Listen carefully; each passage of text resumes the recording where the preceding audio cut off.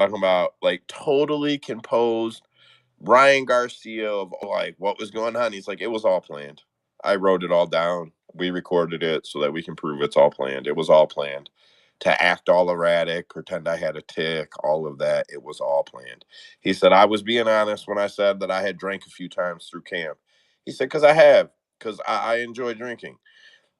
He said, but it was all a game. He didn't say game, but he said it was all a gimmick. Very well planned by his team, and he looks super recomposed. It's he's either like bipolar flexing or he really came up with a way for Devin Haney to drop his guard. Like, I don't mean his physical hand guard, I mean like not worry about going into the fight.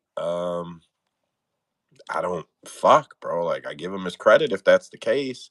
I'm a little skeptical. Like, I don't know why. I like him, but I'm definitely a little skeptical. Like, yeah, you could be full of shit too, but I don't know. That's the video that he's got out there right now. So I guess it is what it is. I watched it live, bro. It was fucking phenomenal. Andrew Usman, did either you watch it live? Hells yeah, I watched it live, man. Couldn't miss it. Not Bro, with it all was. that drama going on. I don't call every boxing match a fight. You know that.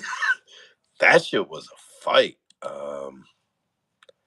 Yeah, that's it. I was thoroughly impressed, and I The thought way Ryan. Go ahead, the way Devin Haney was diving at the legs, I thought it was a wrestling match, man. He didn't want none of that. bro. I got some love on a post I made of him shooting for a fucking double leg, or I mean, it looked like he was shooting for a double Yo, leg. I even hit D Baby's DMs and asked him about it. Like, I was like, where are you leaning on this fight, man? I was like, you know, I feel like this line is pulling out of proportion. He's like, yeah, they're 3-3 in amateur. I was like, so I was like, the line implies that he wins. Like, I think it's 88% of the time. I was like, you think he wins 88% of the time when you just said it's been a 500 fight between them when they fought? He's like, yeah, but I'm gonna rock with the hometown boys. Like, man, fuck that. I'm at 6+680. I gotta throw a little action on it, man. I wish I had put the hammer on that shit. I fucked up, but I You got capitalized. But I Ryan fucked at up, plus 680. dude. No, Plus six yeah. eighty. So I gotta throw some credit to Cade's way because he is in the chat. The only reason I did hit Devin Haney, I mean not Devin Haney, Ryan Garcia, was because Cade came into that group chat a little bit before the fight and said, "Did y'all see the line just move from like plus 600 to plus 450 or something?" And I ended up catching it at plus 425, and I was like, "Yeah, fuck it, why not? Let's throw half a unit on it and see what happens." So Usman, just Cade, be real. You know you thank you. picked him because his last name's Garcia. No, bro. No, my family was actually hating on me. It was my aunt's birthday. We were throwing a whole party, and I said, "Man, this motherfucker's going crazy. I'm on Haney, man. It's probably gonna be Haney by boring decision." And no, everybody at my family was shitting on me. It's a good thing I left and bet what's it called, Ryan, after seeing that line movement. Yeah, so like I said in the space before the last week's space when we talked about it, I never really doubted that Ryan was the better fighter, but he was doing some wild shit. Like, Well, like we said, that's why I brought it up when we talked about it a few weeks ago. If you remember, I asked y'all how y'all thought about it because I thought it was just a sell. I thought it was a ploy the whole time. I thought it was just a that's what he tactic says. to bring eyes back to it, and I guess what it turned out to be. And I mean, you just see this dude.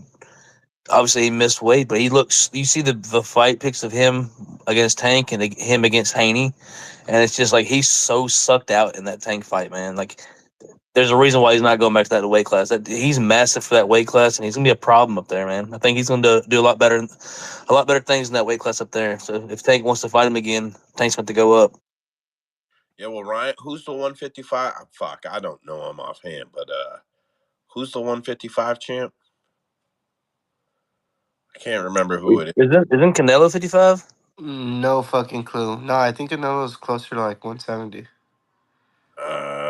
Anyways, look at us, a bunch of fucking MMA idiots Well, trying to talk boxing. we need D no. baby in here. This is why I we had only D know, baby. listen, bro, in the lower weight classes, I'm very honest. I don't follow boxing anymore. I only know the big names. The champ is a big name, and it's slipping my mind right now. But when I heard them talking about the fight, I was like, man, that'd be a good one. And again, I don't bet it. I don't claim to know boxing It's like, that Russian guy. no, god damn it. I'll fucking find it. I'm not gonna So call. I saw a video of Ryan saying his next three are going to be Fundora, who just won that belt off of that crazy ass fight that ended up ending in a cut. And I think that's at like 147.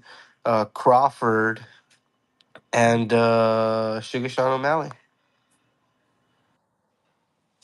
Yeah, so that's what I was letting you finish. Bro, Ryan says he'll fight in the UFC, or he'll negotiate with the UFC. He on social media, he seems to sincerely accept Sean O'Malley's challenge. Sean O'Malley has talked before more than one time. Sean O'Malley has talked about that he has spoke with Hunter Campbell and Sean Shelby, and he's Terrence spoken Crawford. Crawford. Yeah, I had it in front of me already. But I think the O'Malley thing is very possible because let's be honest, it's a quick bag for Garcia. I don't care what anybody says in a boxing ring. Well, I've seen him and Connor having conversations in the ring, man. If he could sell Connor, dude, that would be fucking massive.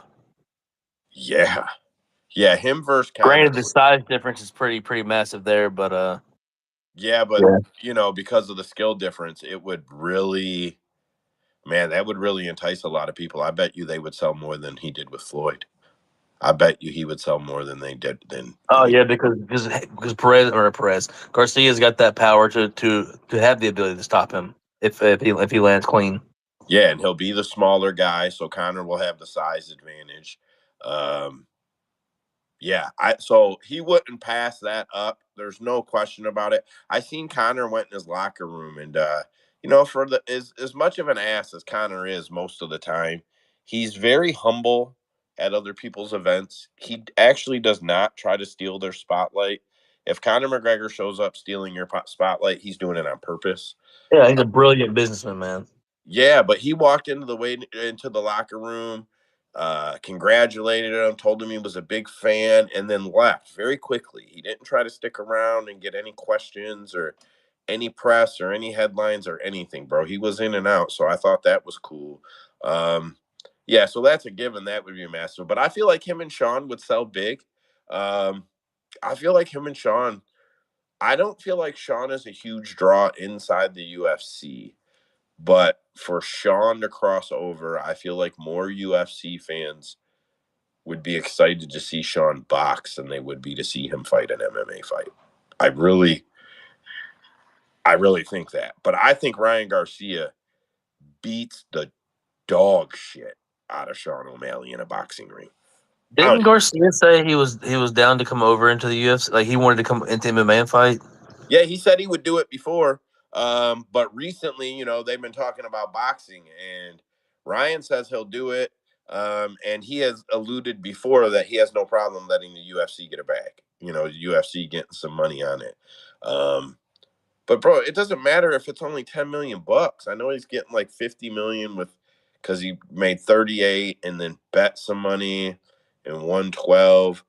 I know all that, but bro, 50 million, 10 million bucks for him, even 20 million, he's going to beat the dog fuck out of Sean O'Malley. It's not even going to be close. It's like free money for him. I could not possibly imagine that the UFC lets that fight happen. Call me tripping, bro, but no way. I would tune in to see him fight Crawford at 155 because he called him out. I would tune in to see him fight Crawford for sure. Yeah, that's it. I guess we'll move on from Sean O'Malley or from Ryan Garcia. I know Kay's trying to get on the mic, but I think he's having mic problems. It says No, he's a what speaker. I could hear you guys now. There we go. Sometimes when I join it, like I could hear you guys when I'm not a speaker, and then you bring me up as a speaker, and you guys all like mute. Yeah, this shit stays bugging out. Wait till he finds out that when we put him on the mic, we all quit talking to fuck with Yeah, we just muted this. What's up, Kay? You had something you want to say on this fight or prospects? Nah, I honestly I don't have much to say about it. I thought Haney was gonna beat him, bro, but Ryan, this was a different Ryan Garcia, man. Like for sure, like just like I don't know if you got like I just want to. I was telling somebody this the other day. I'm like, I don't know if you guys noticed, but like when Ryan fought Tank, that hydration clause really fucked with him. Because go look at the size of Ryan in that fight and how drained he looked versus the size of Ryan in this fight. Even though he missed weight, he just, bro, he was so much bigger, bro. He was more Yeah, physical. I think you just missed it. I had just said it before you got in here a little while ago, man. That's crazy you brought that up. So they were already talking about a rematch. Someone in the post fight or something was saying to him a rematch, the hydration. Someone was saying that shit. Like they were on that shit immediately. Usman.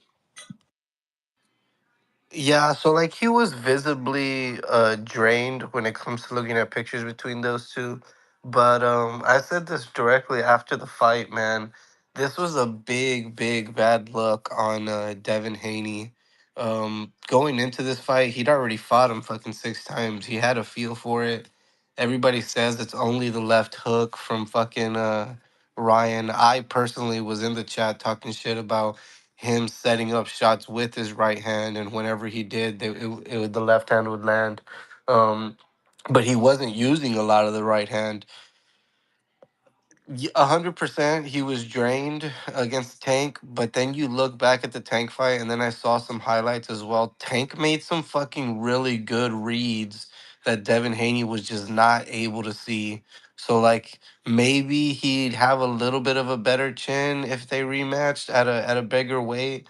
But I'd still take Tank all day. And like that fight with Devin Haney made me think, give me Pitbull Cruz as an underdog against Devin Haney. I'm gonna touch it. Give me fucking Tank as a good favorite against Haney. I'm gonna touch it. Like that was not a good look for Haney in my opinion.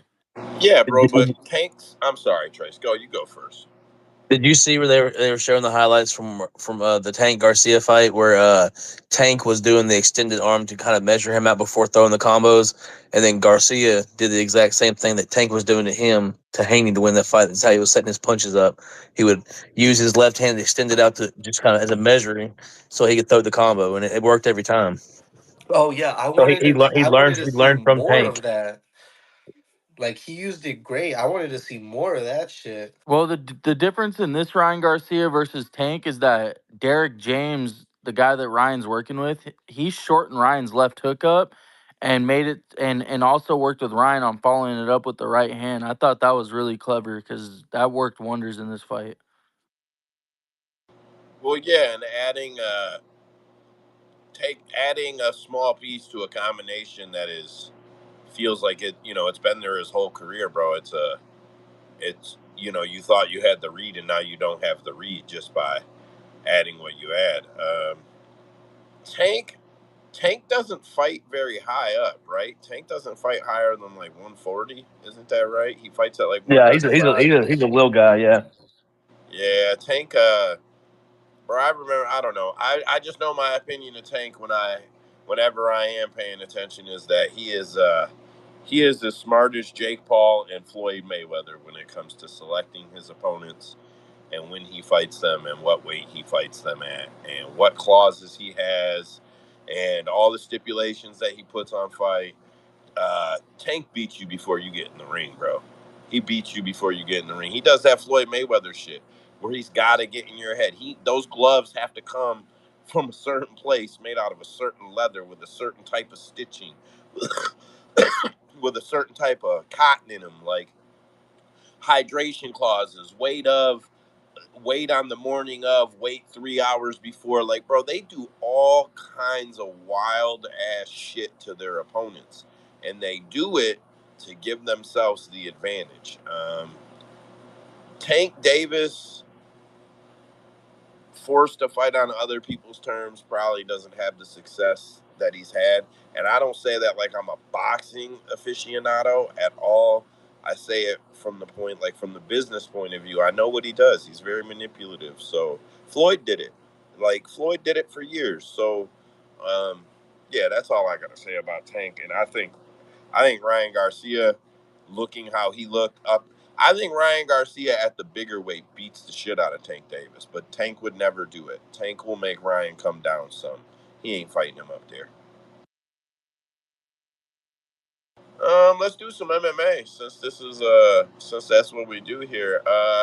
303 is targeted to be the biggest gate in UFC history, breaking 205, which was over $17 million, which was Eddie and Connor. I just feel like it just shows the UFC's ass, bro. I have never once complained about the cost of anything. I never have. You guys have never heard me bitch about it. I drop trick money. I don't give a fuck.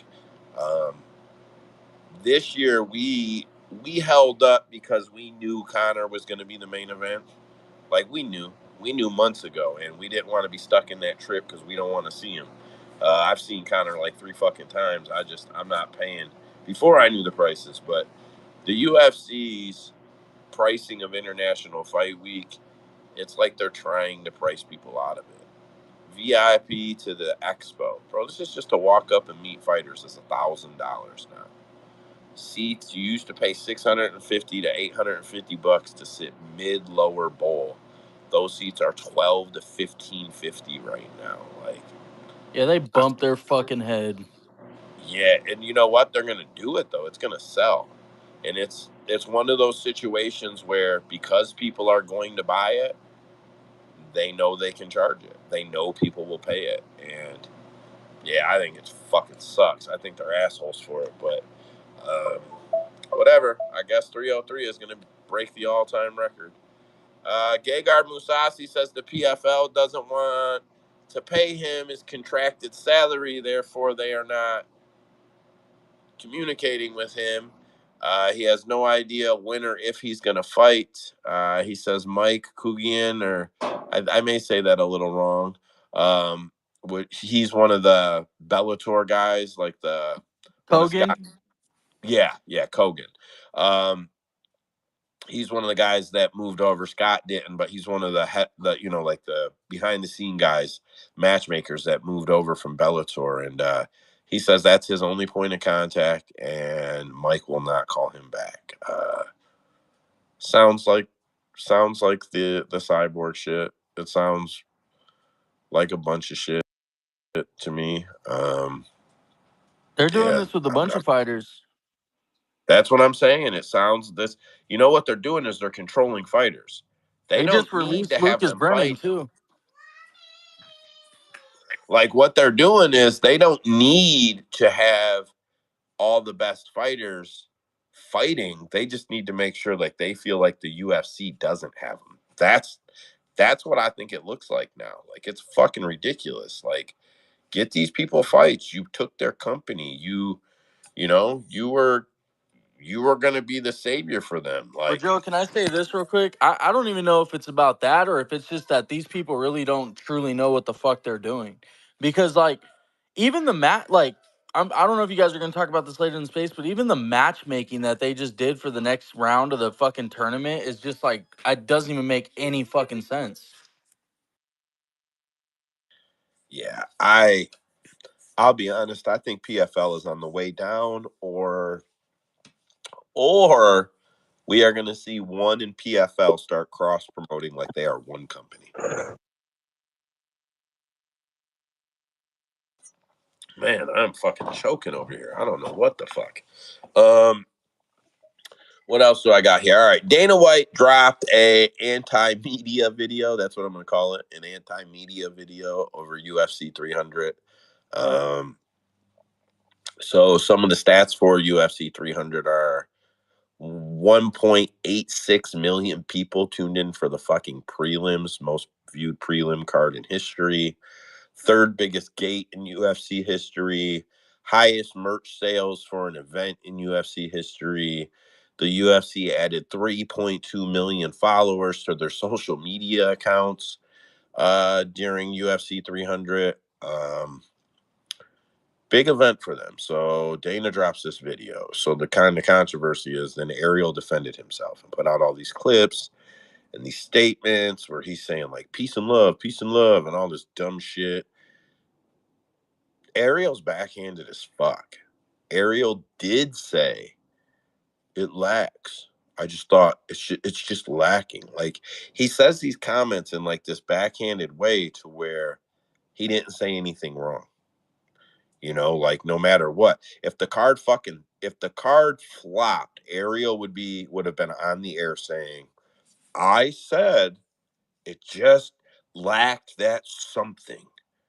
Dana promised and we all knew he didn't deliver. Like, he would have been on both fucking sides of it. So I don't know. I see it heating up a little bit, but I don't think Dana's going to give it much attention. I think Dana knows if he doesn't respond, it just dies in the water. Usman, you had your hand up. You got anything? No, I mean, I hate to go back, but I was gonna say to what Cade was talking about, not knowing the matchmaking. That was something that kind of gave it away with that Tyler Santos fight. I said like, if you want somebody that with, I mean, she's not a star, but she's got UFC quality name and all that. Everybody was excited to see her.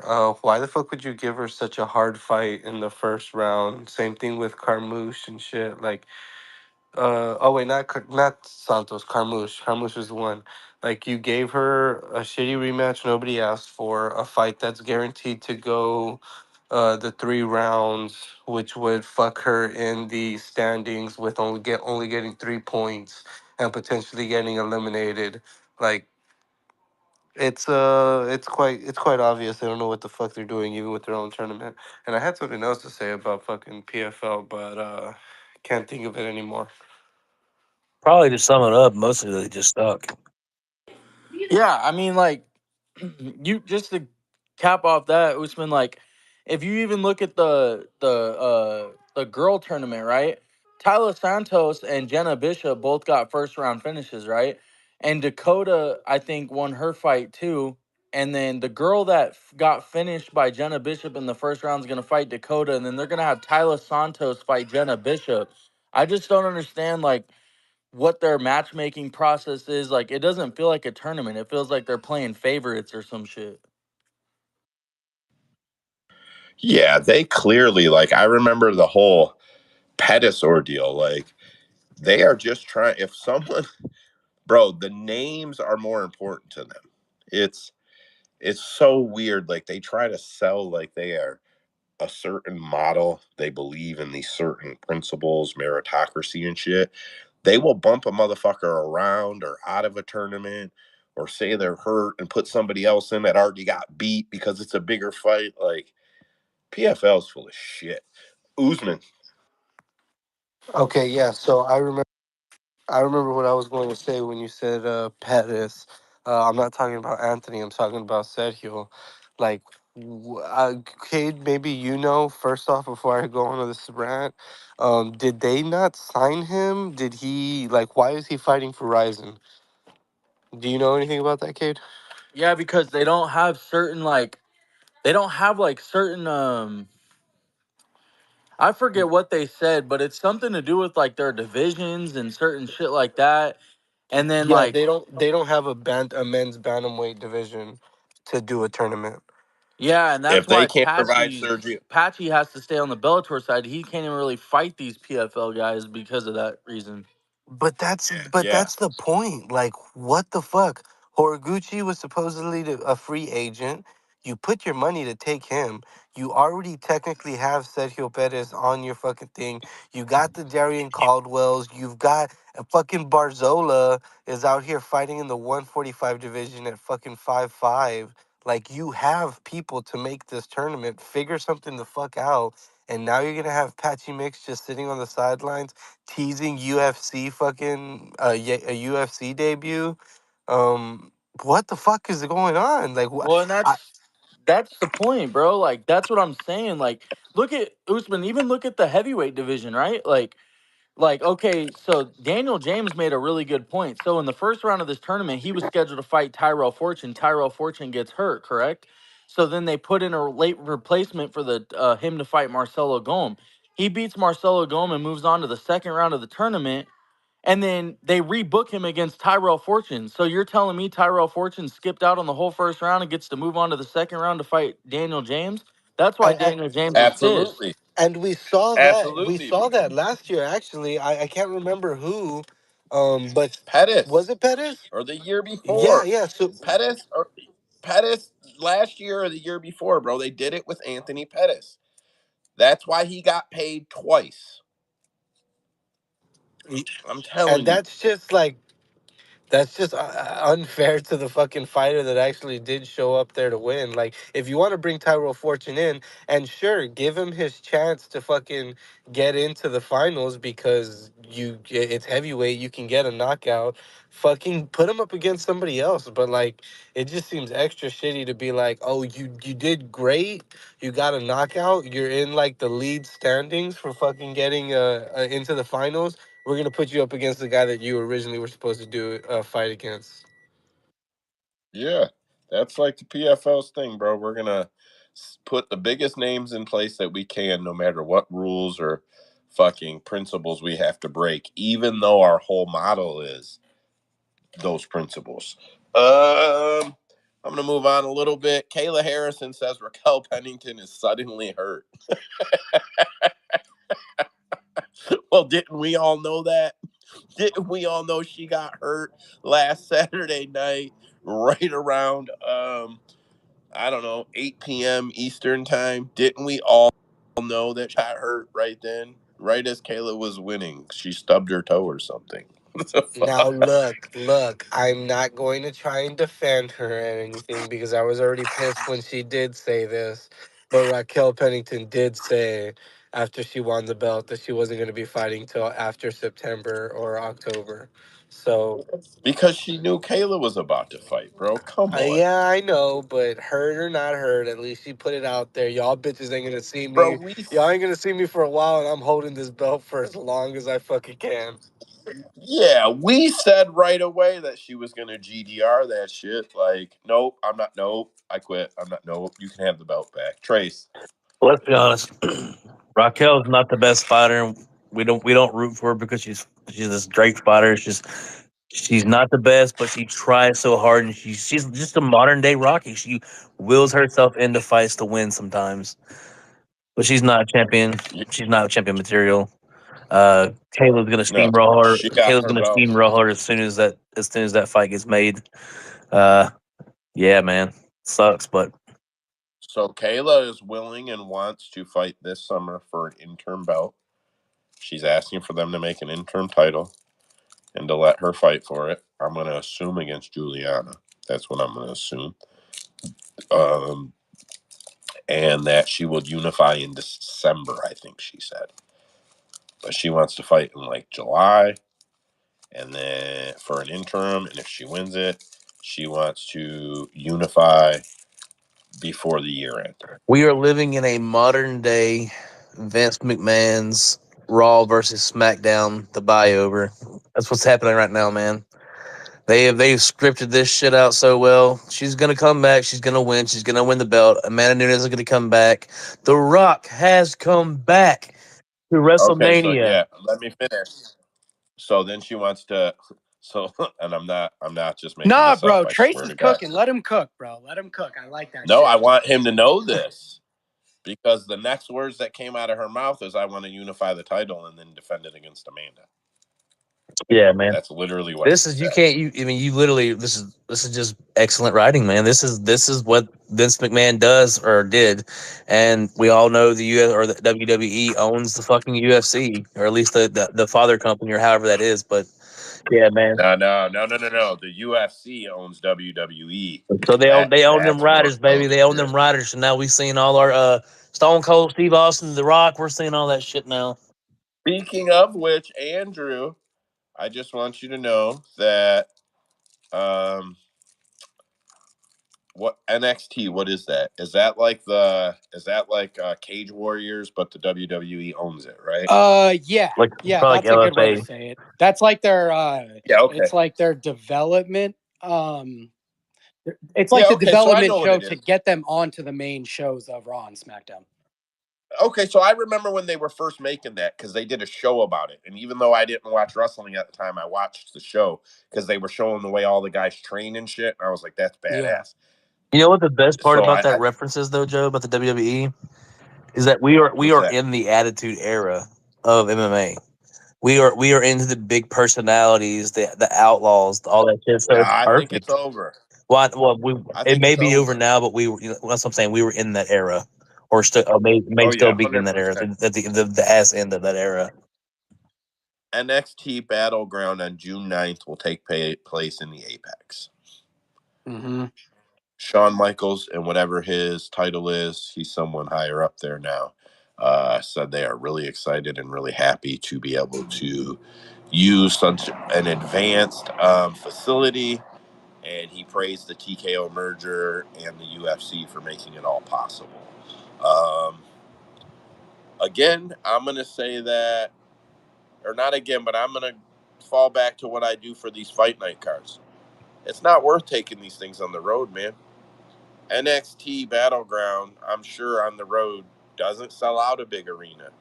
It's not worth packing up the fucking equipment and going there. So the Apex is perfect. Bravo to them. I've known for a long time the Apex and the FLX in Florida, they are going to be nonstop booked venues that major companies use soon. That is a coming thing.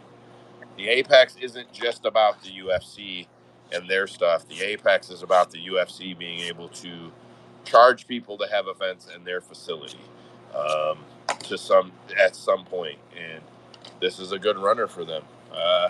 Whatever. I don't know how you feel about it, Andrew. You watch WWE every week, right? Like you watch it. So I don't watch it from like start to finish or anything because you have to have cable for that, and I'm usually just watching sports of some kind. But I do follow it, and I watch like highlight videos of them, and then the pay-per-views are actually on Peacock, so I've been watching those a lot more recently. So yeah, When it goes to Netflix, are you going to oh, watch it? 100%.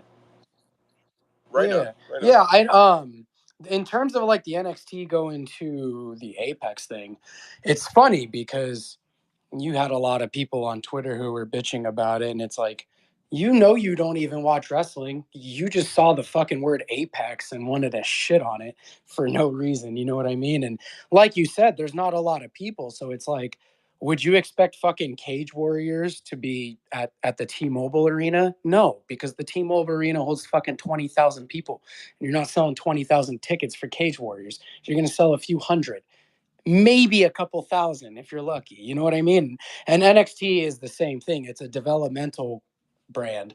And don't get me wrong, like you've seen some of the best wrestlers in this era come from NXT. Like that was their starting ground, but it's a smaller show, bro. It's a smaller show. Well, yeah, and like I guess like when I'm just thinking about it, right? So when you're looking at like combat sports, right? Wrestling, pro wrestling, I know it's not full on combat, but it's it's the presentation of combat sports. Anybody who thinks that the Apex is just what they built is just lacking understanding of Dana White and the UFC. That building was built. It's been under construction 3 times. You have to listen to what they say when they say it and remember that they said it, because these aren't the type of guys. Like if we owned a building and we were adding a 2,500 seating capacity, better locker rooms, state of the art shit in the back for all the fighters, which they said they're doing, which construction has proved that, like you're not gonna, it would be our whole life. Guys like us, this would be what the fuck we're doing. Dana White said, all right, so we're adding 2,500 seats. That's going to go there. That's going to go there. That's going to go there. How long you guys need? 9 months? All right. I'll be back in 8 months and 27 fucking days. I'll put it on my calendar. And I'm not going to think about this again until then because he's that busy. So, like, the Apex will be a sought after venue. When they add those 2,500 seats, don't be surprised if the UFC isn't hosting high-end boxing events at some point with Eddie Hearn. Don't be surprised at all. There's definitely fights that I know they sell big gates, but at some point, if you can negate 90% of the cost of production and ticket sales and just sell your pay-per-views, the business model works. Yeah, just my opinion. We're at 9:36. Let's jump into the card.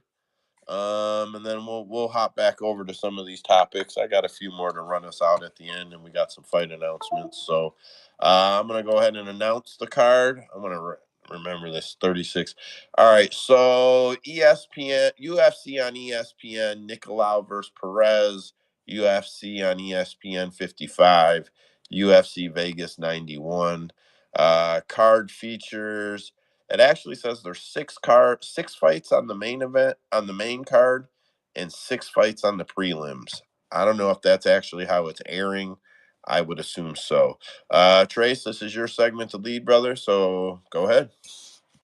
Andrew, you ready to rock? Yes, sir. So, assuming there is 6 fights on the main card, and I definitely believe you because they do like to do that for the fight night cards, there's actually 7 prelim fights. There's 13 total fights. So, but other than that, though, you're Right now, fine. I don't have a numbered list in front of me. I just glanced at it, and while I was reading, I'm like, "Oh shit, 6 on the main card." Yeah, But if I'm not mistaken, fight you're correct. nights, I'm the really main counting. cards on fight nights typically do have 6 fights, unless it's like one of those ABC cards. No, so I'm pretty sure it's ESPN main network gets 6 card main events. Fight nights that are on big network ESPN, I believe, get 6. Okay. I believe that's how it works. I like there's stupid patterns in all of this. Yeah, there's patterns, and it's like I get my tongue on it, but I don't know it quite. Like I'm at 90%, but I'm not at 100. You know what I mean? Yeah, it's definitely fight nights, but I think it's only big ESPN ones. I'm gonna start paying attention.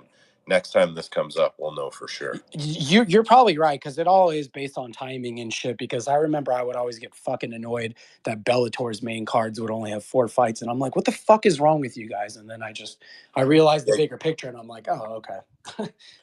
Yeah, you can count on this card. You can count on this card that a fight starts every 30 minutes. Yeah. A fight is going to start almost immediately.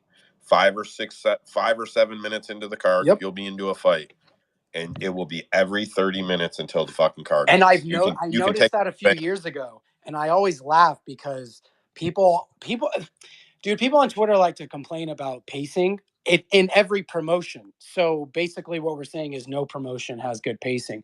The UFC has the same pacing unless they have extra fights. So like you just said, it's 1 fight per half hour. If the prelims are 3 hours and you have 6 fights, that's 1 fight per half hour. It's going to be normal pacing.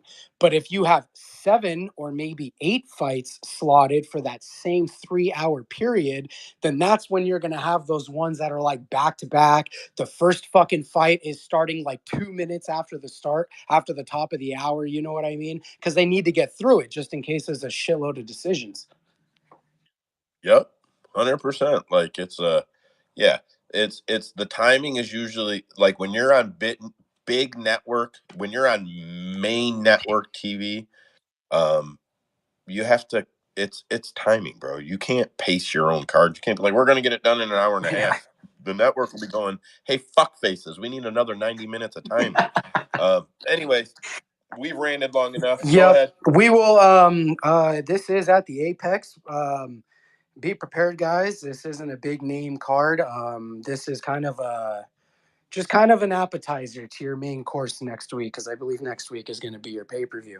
But we will start it off in the lightweight division. Oh shit, I clicked the wrong one.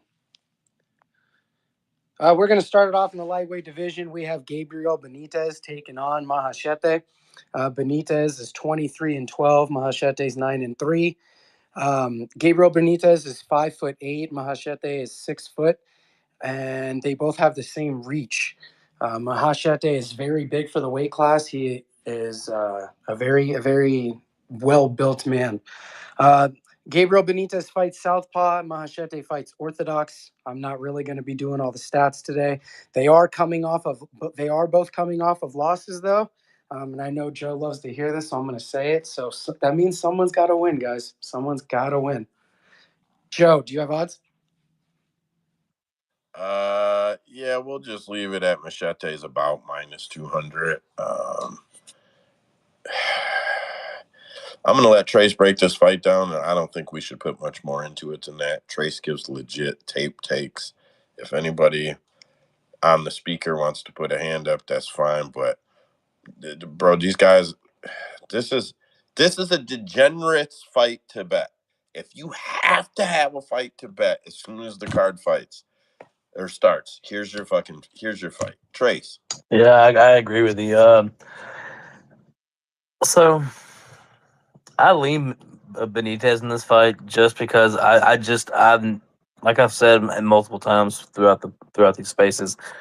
I'm not high on Asian fighters. You have an exception here and there of guys that do stand out from that region, but for whatever reason they don't translate well in the UFC. I don't know if it's the travel. It probably has a lot to do with the travel, but for whatever reason they don't show up on fight day.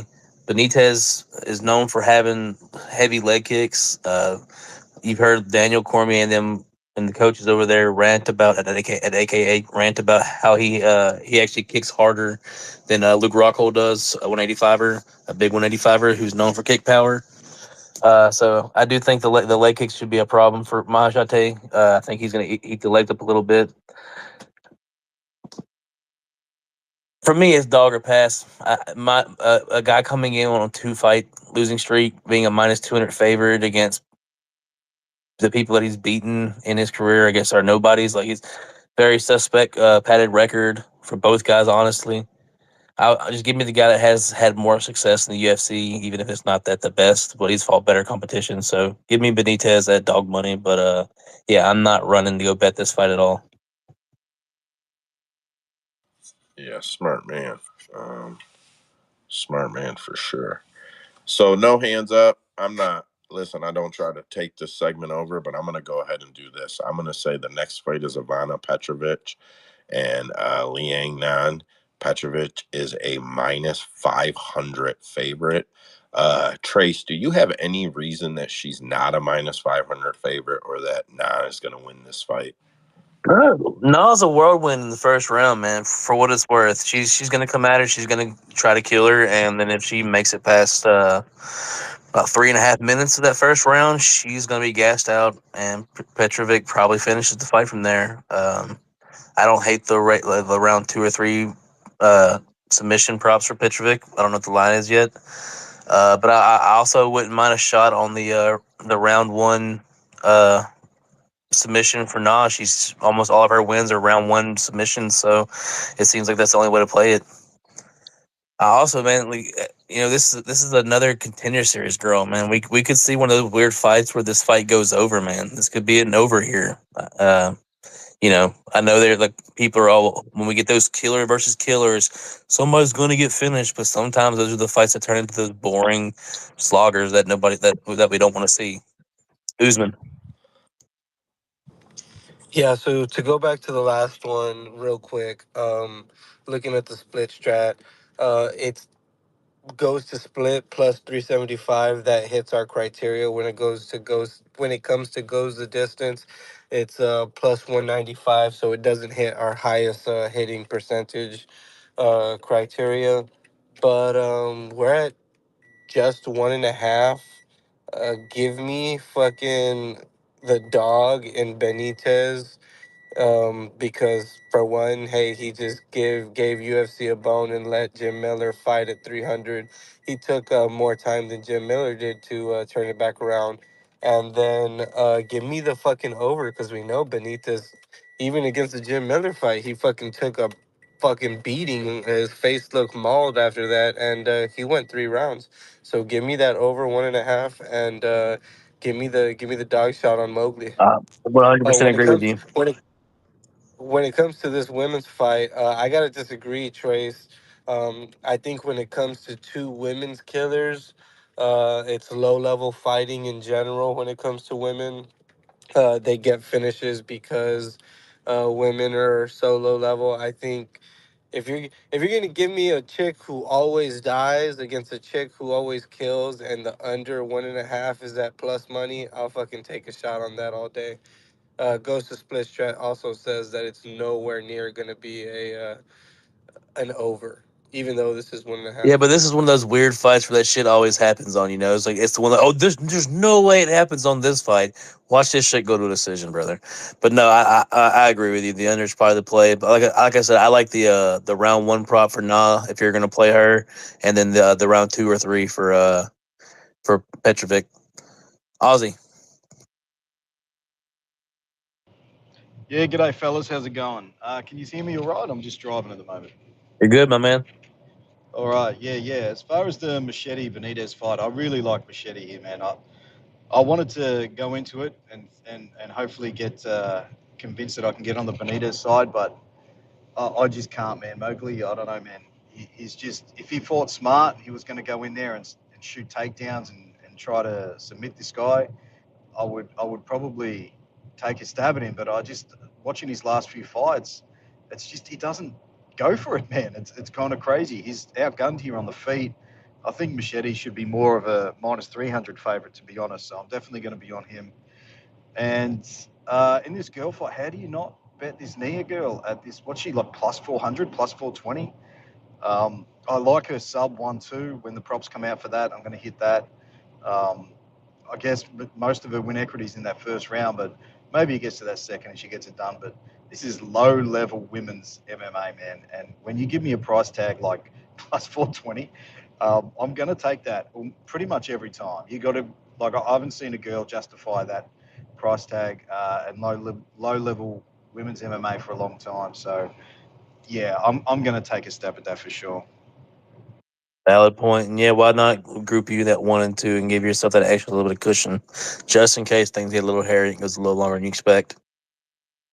Andrew, I'm so sorry, bro. I didn't mean to steal your gusto. I thought that was going to be 27 seconds, and we were not going to talk about that fight. I'm very sorry, friend.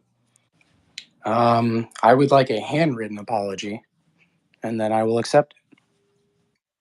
I'm writing one with my hand right now. Can you see it? I can't, but I'm pretty sure I know what it says.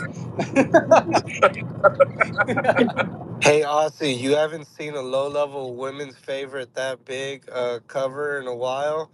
Just go back and watch any Juju Miller fight, brother. Sorry, man, you cut Yeah, out for 1 sec there. What was that? he said something about Juju Miller. You don't want to hear it. Oh, okay, yeah, okay. Low level comedy like that woman's fight, my man. Andrew, what's next? Man, I feel like I don't even want to run through this anymore just because, yeah, you know what I mean? But we will go to the lightweight division. James Llontop taking on Chris Padilla. Chris Padilla just filled in a couple of days ago for Gabe Green. Gabe Green pulled out of the fight. So we have a short notice fight. James is 14-2. Chris is 13-6. I don't have any listed credentials for Padilla because he is making his UFC debut. There's not really much to say about this fight. Trace, do you have anything on it? Yeah, man, I kind of went back and forth on this fight. I think this is going to be an interesting one. I think it'd be a lot better if Chris wasn't coming in on short notice, but he was training for a fight, I think, for next month. So he was at least in camp or had a fight announced. So Lontop, it seems like he has pretty questionable takedown defense, although he does pop back up pretty quickly once he gets taken down in his fight against Chris or Malik Lewis on the Contender Series. He kind of short in the first round. He both times the guy went for the takedown, he was able to get the takedown on him, but he kind of gassed after that first round, Malik Lewis. So the one thing I can't say about Lontop is that he can keep a consistent pace. He doesn't tire. He's pretty steady worker. Nice step in elbows coming into the clinch. Pretty nice just clinch work in general, like entry strikes as well as exit strikes. But like I said, he did seem to struggle with the takedown defense. Chris is or I can't think it's Chris. I can't think of the guy's name right now. But the other guy is a wrestler. So he's a wrestler that does have good ground and pound. Like his elbows from on top are pretty nasty. He beat Justin James in his last fight via elbows from ground and pound. But yeah, man, I'm kind of riding with Llontop in this fight. I think he should be the justifiable favorite in this fight. The strikes, the clinch work, I think he should be able to hold his own, and then I think his pace should be enough to beat this short notice fighter. Probably goes to a decision. I'm riding with James Llontop. Where's all the hands, guys? Yeah. I think it's gonna be a good fight for what it's worth. I think it'll be a pretty fun, exciting fight for as long as it lasts.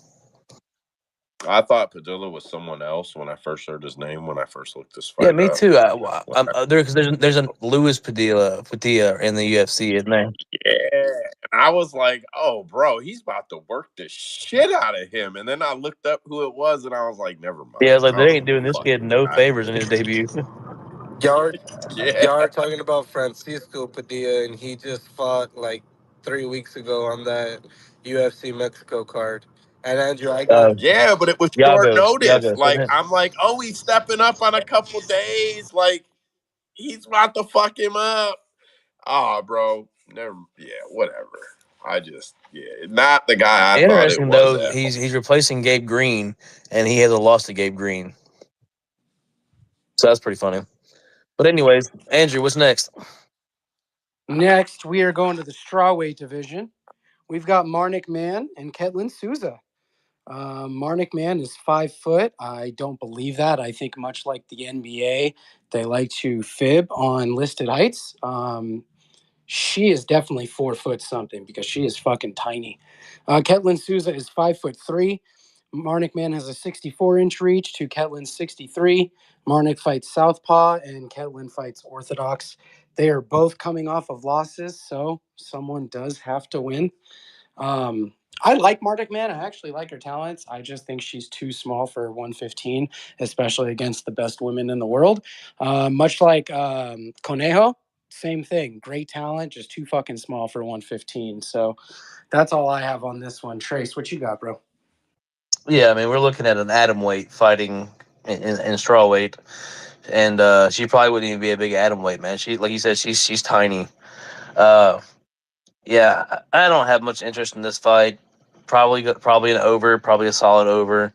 Um, yeah, from a betting standpoint, I would maybe take a shot on the dog just because, like I agree with Ozzy. Like in a fight where the blown out line on what's probably more realistically being a low level fight is probably a 50-50 fight. I tend to go with the dog. I remember for a while there, I was following a guy who was tracking betting women's MMA dogs. And because it was so 50-50, if you bet almost every dog in every women's fight, you profited because of the line being blown out, and what realistically was 50-50 fights. So, yeah, I usually go with the dog. So I guess give me Marnic Mann, but I think Ketlen Souza should probably win this fight just for their size alone. Yeah, this is the Karine Silva fucked her knee up though, right? Yeah, well, I don't know if she did or if she was just trying to sell the quick tap because it was a pretty quick tap. All right. I think Ketlen Souza is an easy money here, but Because like I my thought thing was he got she fucked grabbed the up. knee, but it was a straight toe lock, so it should have been pressure on the ankle, not the knee, which is why I thought it was weird that she grabbed the knee from that straight toe. So I don't know, I maybe it didn't. did fuck her knee up, maybe I'm just being a dick, but from the way it looked, she tapped so quick once it got locked in, it just seemed like she probably was like, oh fuck, I'm done. Because she has a Yeah. glaring hole in the ground. Like I mean, but that's the difference is, and we'll talk about later. Is Silva's just she's a dog, man. She goes out there and she just manhandles girls, and I don't think Marnic can manhandle her like she did. Ozzy. Yeah, man, I'm big on Karine Silva here. Wrong fight, brother. I got her money line early. Ketlen Souza. Oh, wrong fight. Ketlen Oh Souza. shit. Then I got nothing on Wrong this fight, fight. man. Then I got nothing No, on this we were fight. saying Karine beat Souza. We'll be to Right, Karine yeah. in a little bit. Hey, you keep that Karine love, brother, man. You found a home here. Andrew or Joe, you got anything else on this fight, man? No, sir. No, sir. Andrew. We have the Mets and the Giants actually coming up soon. I'm excited about that. No, I'm just kidding, guys. This is them fast cars. We gonna catch Andrew mid bite in a little while. Watch, Joe. At some point for sure, because I haven't eaten yet. We are going to the heavyweight division. We have Dontel Mays with the Mr. Pelvic Thrusts versus Caio Machado. Dontel Mays is 10-6 with a no contest. Caio is 8-2-1. Dontel will be the taller fighter, 6'6" to 6'4". Dontel will also have a 3-inch reach advantage, 81 to 78. Dontel is an orthodox. Caio fights southpaw. They are both coming off of losses. Man, that seems to be a trend for this card so far. All these fighters coming off of losses. Someone's got to win. Guys, if you've been in our spaces before, there's one word to describe this fight. I know that one word. Trace knows that one word. Joe knows that one I word. can spell. And Usman knows that I one can word. spell it. If you guys know what I'm talking about, it's over. And that's it. Trace. There's that's the whole discussion for this fight. Over, motherfucker. Over. Excuse me, I was blessing. I sneezed. I'm sorry about that. All right, so for me, if I knew that won't tell Mays would go in there and think, and use his IQ if he had any, I would be all over him. He's the bigger guy. He should go in there and wrestle this guy because the other guy is definitely the better striker of the two, kickboxer. But we can't rely on Dontel Mays to do that. So I jumped on Kyle Machado pretty early as a dog. I think I got about plus 150. I think the line's flipped since then. I'm pretty sure he's if he's not the favorite, he's close to the favorite now. But yeah, he lost to McParkin, but I thought he won that fight against McParkin. And I think McParkin would beat Dontel Mays. So it's just for me, it's just the better striker in a fight that the guy that should wrestle won't wrestle. Yeah, give me at the time the dog. So I got him at plus 150. I have him in a parlay with another piece earlier with another dog that I'll give out when we get to that fight. But he's leg one of a dog parlay that I've made. Ozzy, what you got? And yeah, probably a decision. Yeah. I got two words for you guys, and it's split decision. This is going to be sloppy, man. I think Dontel Mays is the side. He opened up at minus 200, and I was thinking of betting him there. The only reason I didn't, I got so much basketball, NBA action at the moment. But now he's plus 105. I'm definitely going to have a little something on him. I think, like you were just saying, he's the bigger, stronger guy. Small cage, going to force a bit of action, probably a lot of clinching against the cage, and give me the bigger, stronger guy every time in that scenario. I don't think these guys are going to stand a distance and trade. That's just not how Dontel fights. He's not going to put himself in unnecessary danger. So yeah, I kind of like Dontel Mays. I like fight ends in split. I like fight goes the distance. And when Dontel Mays by split decision comes out, I'll take that as well. This third round is going to be so sloppy. Everyone's going to be saying who the hell won that round.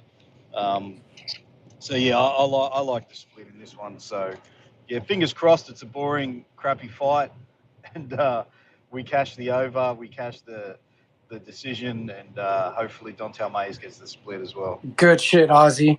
It's funny because you named like an unintentional cue for Usman, and the second you said it, his hand went right up. I thought that shit was funny. Usman, go ahead, bro. So, yeah, first and foremost, it's crazy that we've got two heavyweights that have better odds when it comes to hitting our goes to split strat criteria compared to that Benitez fight. Like, it's not even close. And this is a 2.5. The strat says 100% this is going over. Ozzy, to answer your question, right now you can get Dontel Mays by split decision at plus 600.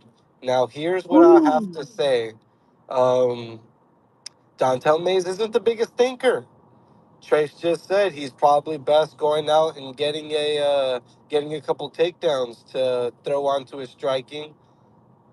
Machado, over a lot of low level talent, has a lot of first round submissions. Um, if we're gonna get fucked on the over, I might as well throw a sprinkle on Machado by submission plus 700 and Machado by submission round one plus 1,400. Not gonna happen. I'm not gonna throw even a whole unit or a half unit on it. But if I'm gonna get fucked over in an over that should definitely hit, I'm gonna at least try and hit my variables here. So I'll be hitting the over, and then I'll be putting a little bit on fucking Machado submission and Machado submission one. I like that. I like that plan. I might follow you on that. Just because we know Dontel Mays is gonna go fucking for that takedown. He's gonna try to hump his head, fucking leave his arm in there, and somehow these fat boys get a fucking arm bar in there somehow. And it's all submission armbar. Like, at this point in MMA, arm bars are pretty hard to get. You know what I mean? Unless you're a really really slick submission guy. Only in stupid heavyweights would an arm bar work now.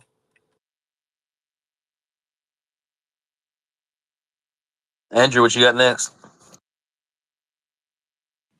Next, we've got a fight, guys. We have Austen Hubbard taking on Michael Figlak. Austen Hubbard 16-7, Michael 8-1. They are both 5'10. Austen has a 1-inch reach advantage. They both fight orthodox. And stop me if you guys have heard this before today, but they are both coming off of losses. So someone's got to win. Either that or we might have some funky draws this card. Trace, what you got, bro?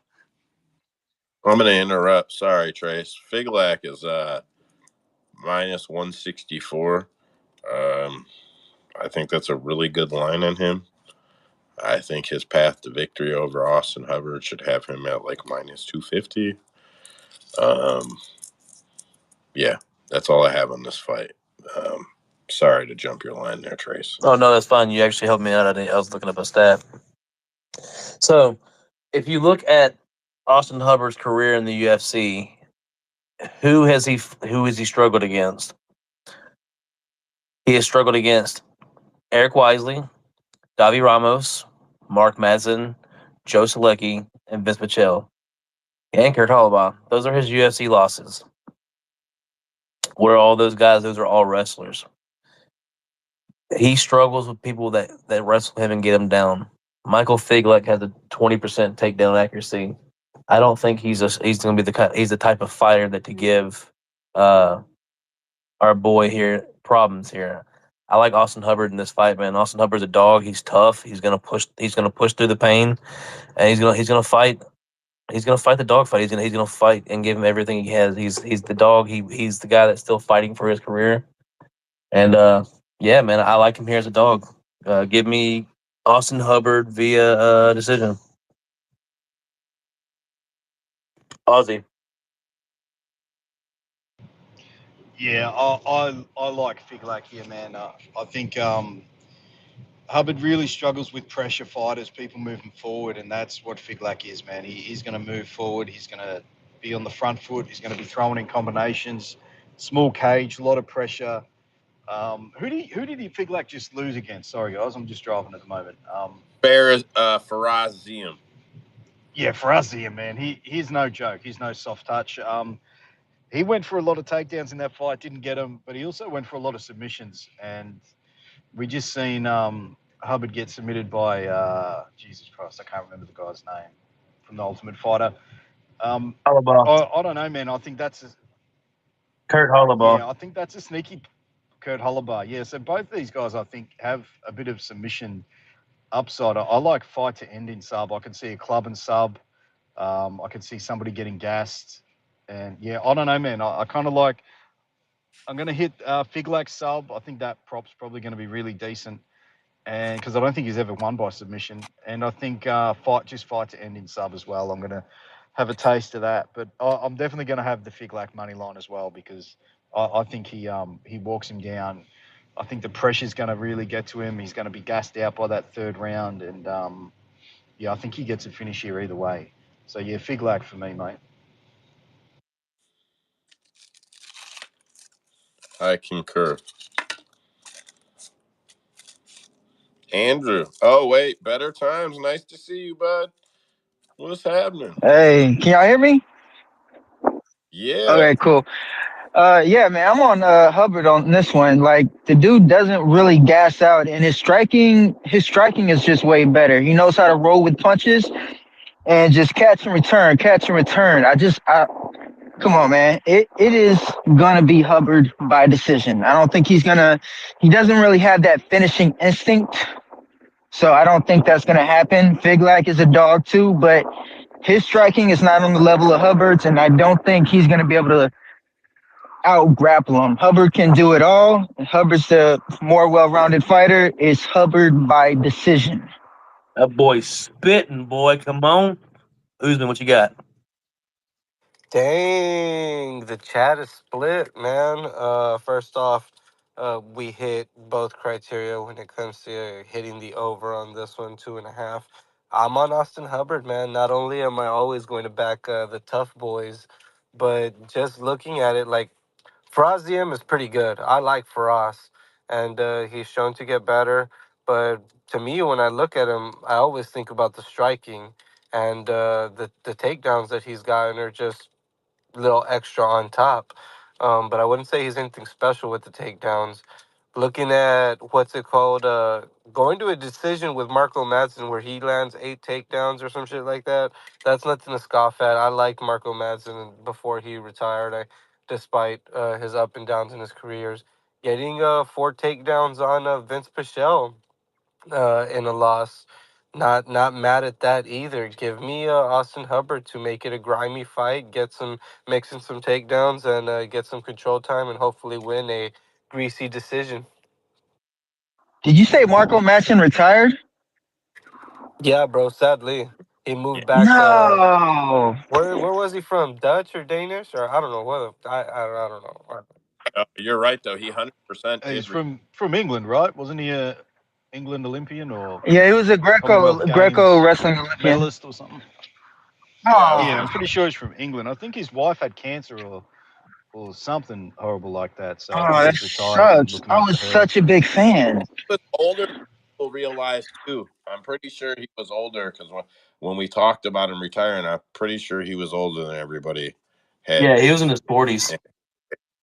Yeah, he was up there. 39, I think, when he retired. I don't know. I can't remember, but yeah, he's up there. Andrew, bring it up. What you got Andrew. next, brother? Next, we're going to the bantamweight division. We have Rani Yahya and we have Victor Henry. Rani Yahya 28, 11 and 1 with a no contest. He's done it all. Victor Henry is 23 and 6 with a no contest. Victor's 1 inch taller, 5'7" to 5'6". He also has a 1 inch reach advantage. Victor fights switch. Rani fights orthodox. Damn it. I can't say they're both coming off of losses, and that's because Victor Henry's coming off of a no contest to Basharat. I wonder if he bitched out of that fight. I don't really remember, to be quite honest. But yeah, someone's got to win. Joe, you got your hand up, bro. Go ahead. Victor Henry's easy money here, in my opinion. Ronnie Yahya has to try to submit him, and that's just not fucking realistic. The over is set at minus 150 to go over 2.5. Under is plus 120. I I think I like the under. I think I like Victor Henry to knock Rani Yahya out. Yeah, that's just what I think I see. Casual take. Trace. Yeah, man, I do think. I think it's gonna be actually a pretty good fight, man. Victor is gonna give Ronnie the kind of fight he likes. He's gonna get into exchanges with him in the grappling. He's gonna give him the looks because that's how Victor Henry fights. Victor Henry mixes it all together. He sets up his punches. He mixes in the strikes. He mixes in the takedowns. He flows pretty well together. And Ronnie's gonna make him. I mean, Ronnie's gonna come forward and make you fight him. He's not one of them guys that just. He's not that guy that just flops on his back anymore. He tries to get the takedowns. He tries to shoot in, but he's game to fight, man. He throws wild punches now just to get you to engage with him because he's fine going down as long as you go to the floor with him. And I think Victor will oblige him in this fight. I do think Henry wins this fight, but I think it's a decision. Yahya has been pretty durable throughout his career. I think he's only been finished like 3 or 4 times. Yeah, man, but yeah, I think this is gonna be an interesting fight. I thought a lot of crazy probably transitions on the ground. But yeah, give me Victor Henry via decision. I do like Ronnie Yahya as a sneaky DFS play, man. I think even if he loses, the transitions and the reversals and stuff like that will score well for him, even in a loss.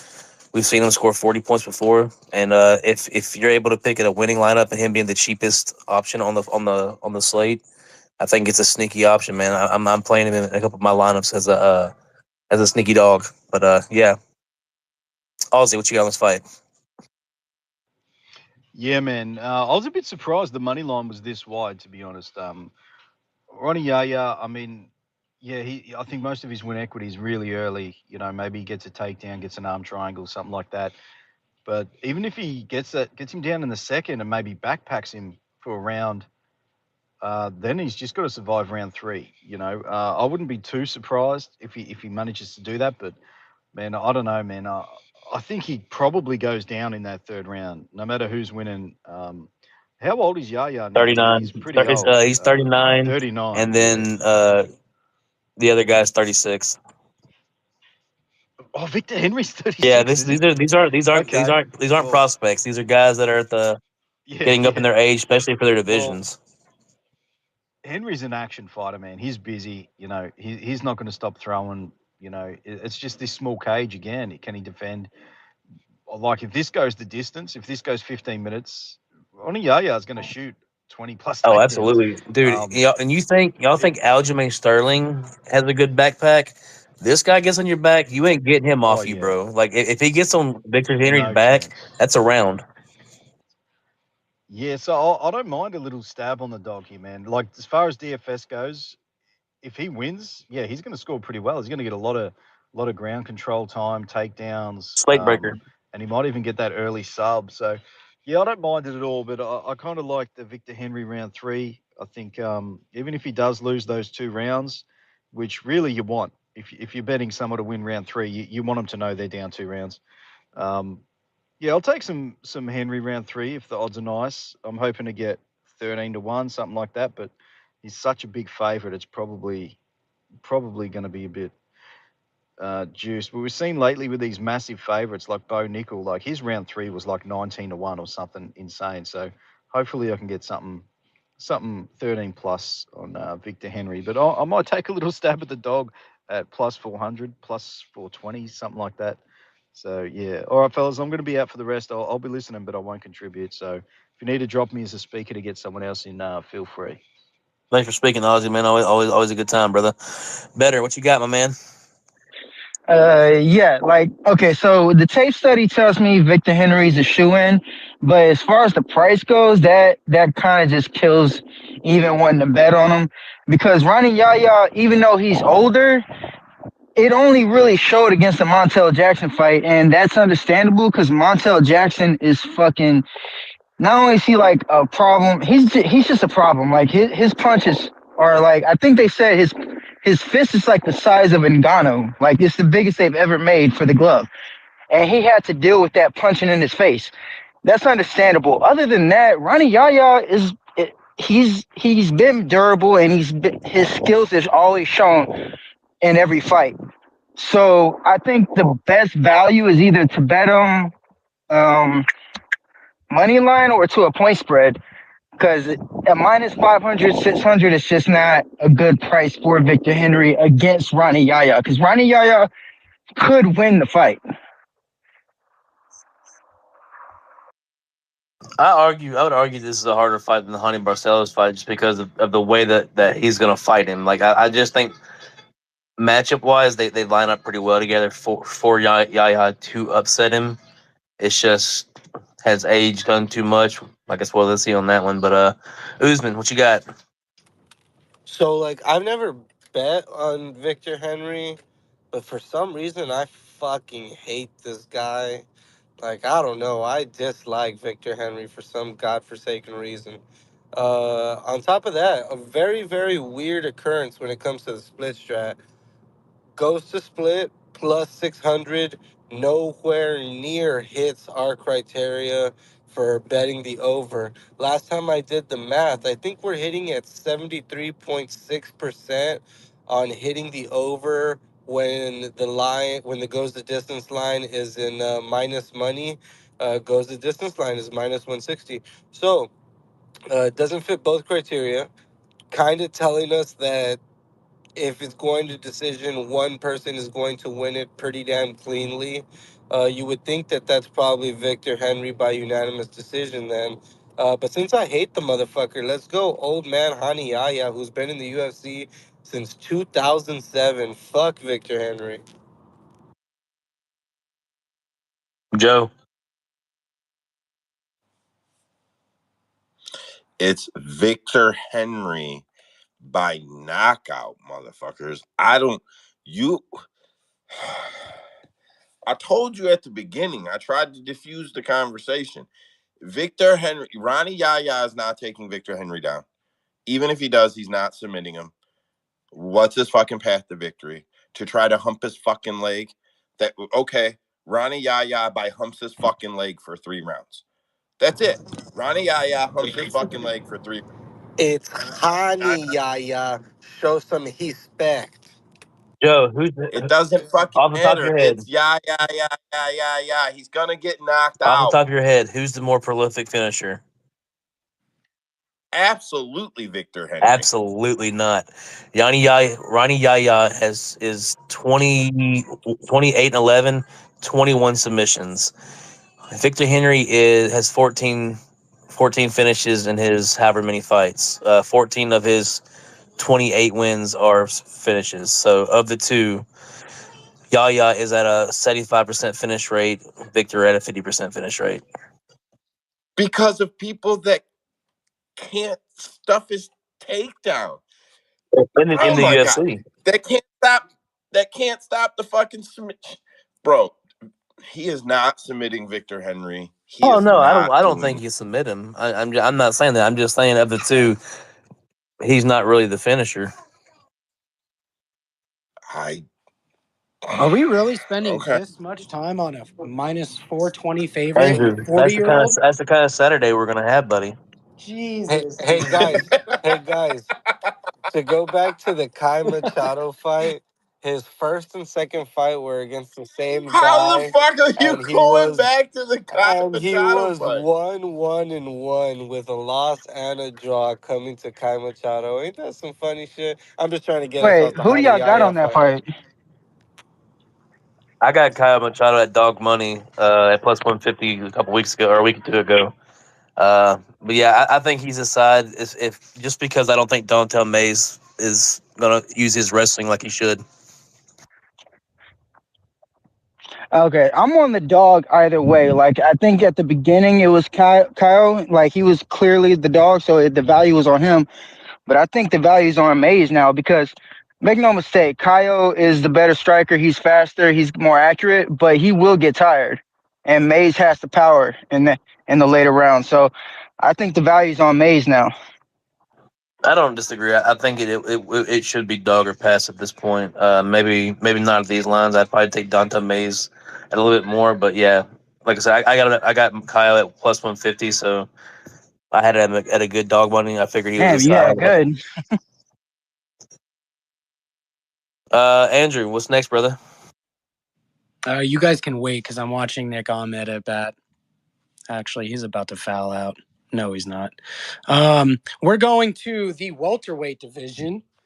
This is the first fight of the main card, by the way. We have the Dirty Bird, 40-year-old Tim Means, taking on probably the only guy I'm excited to watch on this entire card, the Doctor, Udos Medic. Udos is back at welterweight. He fought his last fight at welterweight, or his last couple. I think he's done with lightweight, but he is a very big guy, so I get it. Tim Means is 33, 15, and 1 with a no contest. Medic is 9 and 2. Tim is 6'2 to Udos's 6'1. Tim has a 4-inch reach advantage, 75 to 71. Tim fights orthodox and Medic fights southpaw. Tim Means is actually coming off of a win against Andre Fialho. And Udos Medic is coming off of a loss to Orobai. I think he's actually fighting coming up soon, if I'm not mistaken. Why do you put a D in his name? Huh? Why do you put a D in his name? That's how it's pronounced? It's Euros. It's not. It's not an American name, bro. You want to fight me on this? Really? John Anik says it's Euros. All right, so we have Euros Medic versus the Dirty Bird Means. Man, if this was the Dirty Bird from like what is it, 2020, 2021, the one that fought Mike Perry, the one that fought Nicholas Dalby, the guy that looked decent in the UFC. Like he's had some decent wins in the UFC. He's had some bad losses in the UFC, but he's been pretty durable for the most part. But yeah, man, I think age has caught him. He's getting up there in age. This will be his 50th fight. Give me the younger guy. Give me the guy that's seemingly probably going to be the better striker. If Means comes out there and fights a smart fight and makes it like his name intends, a dirty fight, I'd give him the chance. But I think Medic gets on him pretty quick and gets him out of there. Better times. I'm on Medic too, but I'm not betting on him because he's an aggressive striker. So his style is going to have to get him out early. Because if he doesn't, even though I still think Means is durable and he has more tools and he's the more sneaky striker. So he can catch him with some shit that he's not going to see coming. So I'm still on Medics to end it early, but I'm not betting on it. Fair enough. Yeah, I don't blame you. Like I said, I think if Means could go in there and fight smart, he could definitely win this fight. He's definitely got the right. I think he's definitely he'll probably be there later in the fight, cardio wise, for sure. Joe. I'm going to say fight to go the distance. No, is probably what I will actually take. I've always been really high on Medic. I like him a lot. I think he's a good fighter. You don't have to win every fucking fight to be great. I think he's a great fighter. But if he doesn't finish Tim Means in about 6.5 minutes, Tim Means is going to knock him out in the third round, in my opinion. Means will finish him if he gasses himself trying to finish Means and can't pull it off. And I think that's probably what Euros does. That's his biggest downfall, especially if the stage feels like it could project him. Like every time there's a little bit of shine. I know this isn't a great card, but if he could finish Means, it'd probably get him somewhere. So he'll probably shit the bed, gas out in about 6 minutes. And Tim Means will beat the fuck out of him for most of the second round. Finish him probably in the last 90 seconds of the fight. Usman. Joe, first off, Euros are those things that Greeks put meat in the little sandwich kind of things. I've never tried them, but they look really fucking good. Second of all, fuck what all y'all are talking about, man. Tim Means is gonna get this motherfucker out of there. Fucking Miktik Aurbay just beat him at 170. We can all say how much Andre Fialho sucks, but the boy's got power. Fucking old man Means still got a damn chin. He ate some punches there. He's gonna do the exact same thing. Eat some punches, make it fucking dirty, make Metis shoot a takedown or some shit, and then catch him in a choke. fuck all that shit. And I like Kudos as well, but fuck them. We smoking on the Medics pack.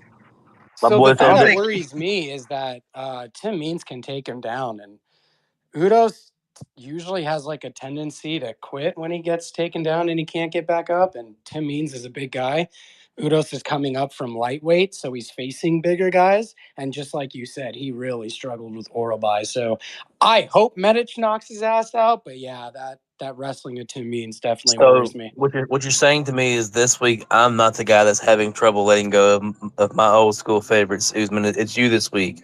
Is this your Robbie Lawler? Are you pulling the Robbie Trace, you Lawler trying to say upset? something? I I said it. mean, I thought. I hope so. I hope so, man. But I did put No, my for what hand it's up worth, I because hope you're right. I I, I, I I like Dirty Birds more than I do like Euros for sure. I put my hand up again just so I can bring up how dirty they did the Dirty Bird in these fucking face-off pictures. I really hope it's not a recent picture because they chose the most fattest, flabbiest picture we've ever seen fucking Tim Means in. And I'm like, yo, y'all didn't have to use this picture, man. Even use one from a couple years ago if it's recent, you fucking assholes. Where is this picture at? Just the I'd have to look for it, but like the picture that they used for the fight announcement and shit, it Oh, just okay. Okay, I know what you're talking about. means looking a little tubby around the fucking around the tummy. My man's 40, man. It's hard to get that baby fat off there now. That old man fat now. It ain't baby fat no more. Andrew, what's popping?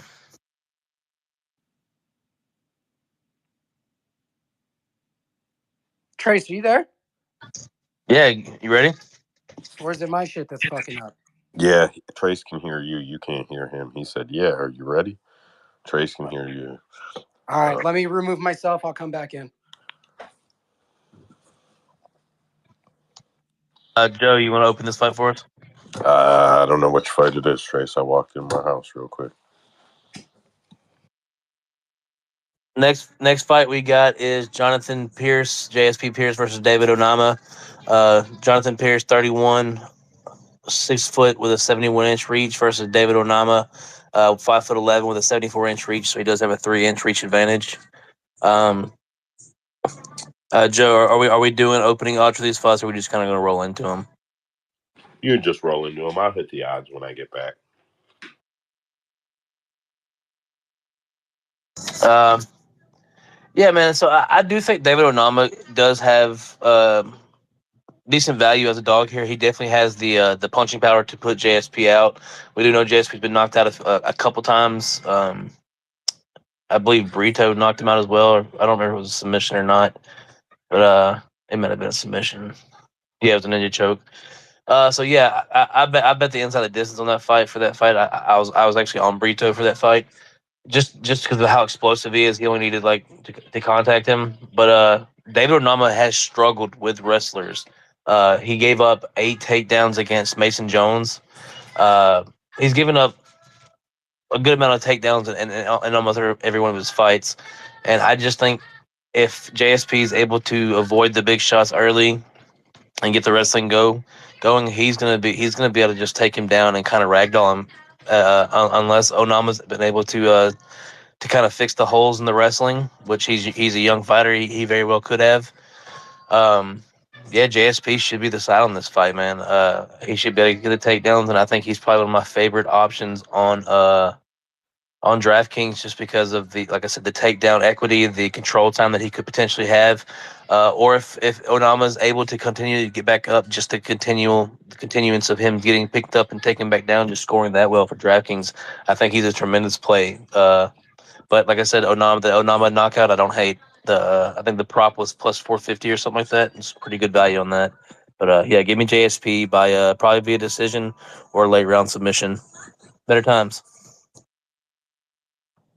Yeah, I'm actually I'm on Onama. I was on Pierce before I did the studies because I mean it's obvious like he has the size advantage, the grappling advantage, and he can. And Onama was like early, like when he first started, he had a problem with the fucking not just the wrestling, but just the cardio because he seemed to just want to knock people out and finish the fight as soon as it started. But that last fight, man, that last fight got me. It seemed like he really picked his what was I say? He slowed down the pace and actually used his skills to their full potential. Like he didn't really just go out there and search for the finish. He took his time and just let it happen. And I believe if that happens, because he's not a bad wrestler, I believe the power is going to be in his favor. So I believe if he does it right, he could stop a takedown or two and just keep it on the feet. And Pearce's striking defense is fucking horrible. So if Onama can fight like he did last time, take his time, and just search for the finish, just let it happen, I believe he does knock him out. Yeah, like I said, I don't hate the KO prop on that fight at all. Like I said, I think it's one or the other. I think if it goes to a decision, we're likely seeing a JSP decision. If there's a finish, it's most likely Onama was able to catch him and put him out at some point. Anybody else have a take on this fight? I will say this though: the people that Onama has lost to have been the guys that are pressure cookers. Mason Jones always coming forward, always throwing, shooting takedowns, mixes it up pretty well. Nate Landwehr, we know he's a fucking dog. He's coming forward, mixing it up, throwing takedowns and punches as well. And then with Jonathan Pearce, like he may not be the prettiest striker, and he is at a striking disadvantage, but he's going to come forward, he's going to throw, and he's going to shoot in the takedowns. He's going to bring the pressure. I just think that the Onama struggles against fighters that come forward and bring pressure, and I think that's going to be what we see here. Andrew, what's next? Got another heavyweight fight. Surprised this is on the main card. We have Austen Lane and God, I want to say Jhonata Diniz. I hope I'm saying that correctly. Austen is 6'6". Diniz is 6'4". Lane has an 80-inch reach to Deniz's 79. They do both fight orthodox. Austen Lane is coming off of a loss to Tafa, and Diniz is coming off of a win over Neves. Trace, what you got, bro? So, if you don't remember, for both of the Tafa fights, I was on for Lane. I was screaming Tafa from the get-go. KO round 1. Austen Lane is a big guy, but he is a big guy that's coming out there to strike. He's not a wrestler. He's a striker first, and not a very good striker at that. And he is fighting Diniz, who is a pretty well-decorated kickboxer. Went to a decision with Rico Verhoeven. If you don't know who Rico Verhoeven is, very decorated kickboxer, fucking nasty kickboxer at that.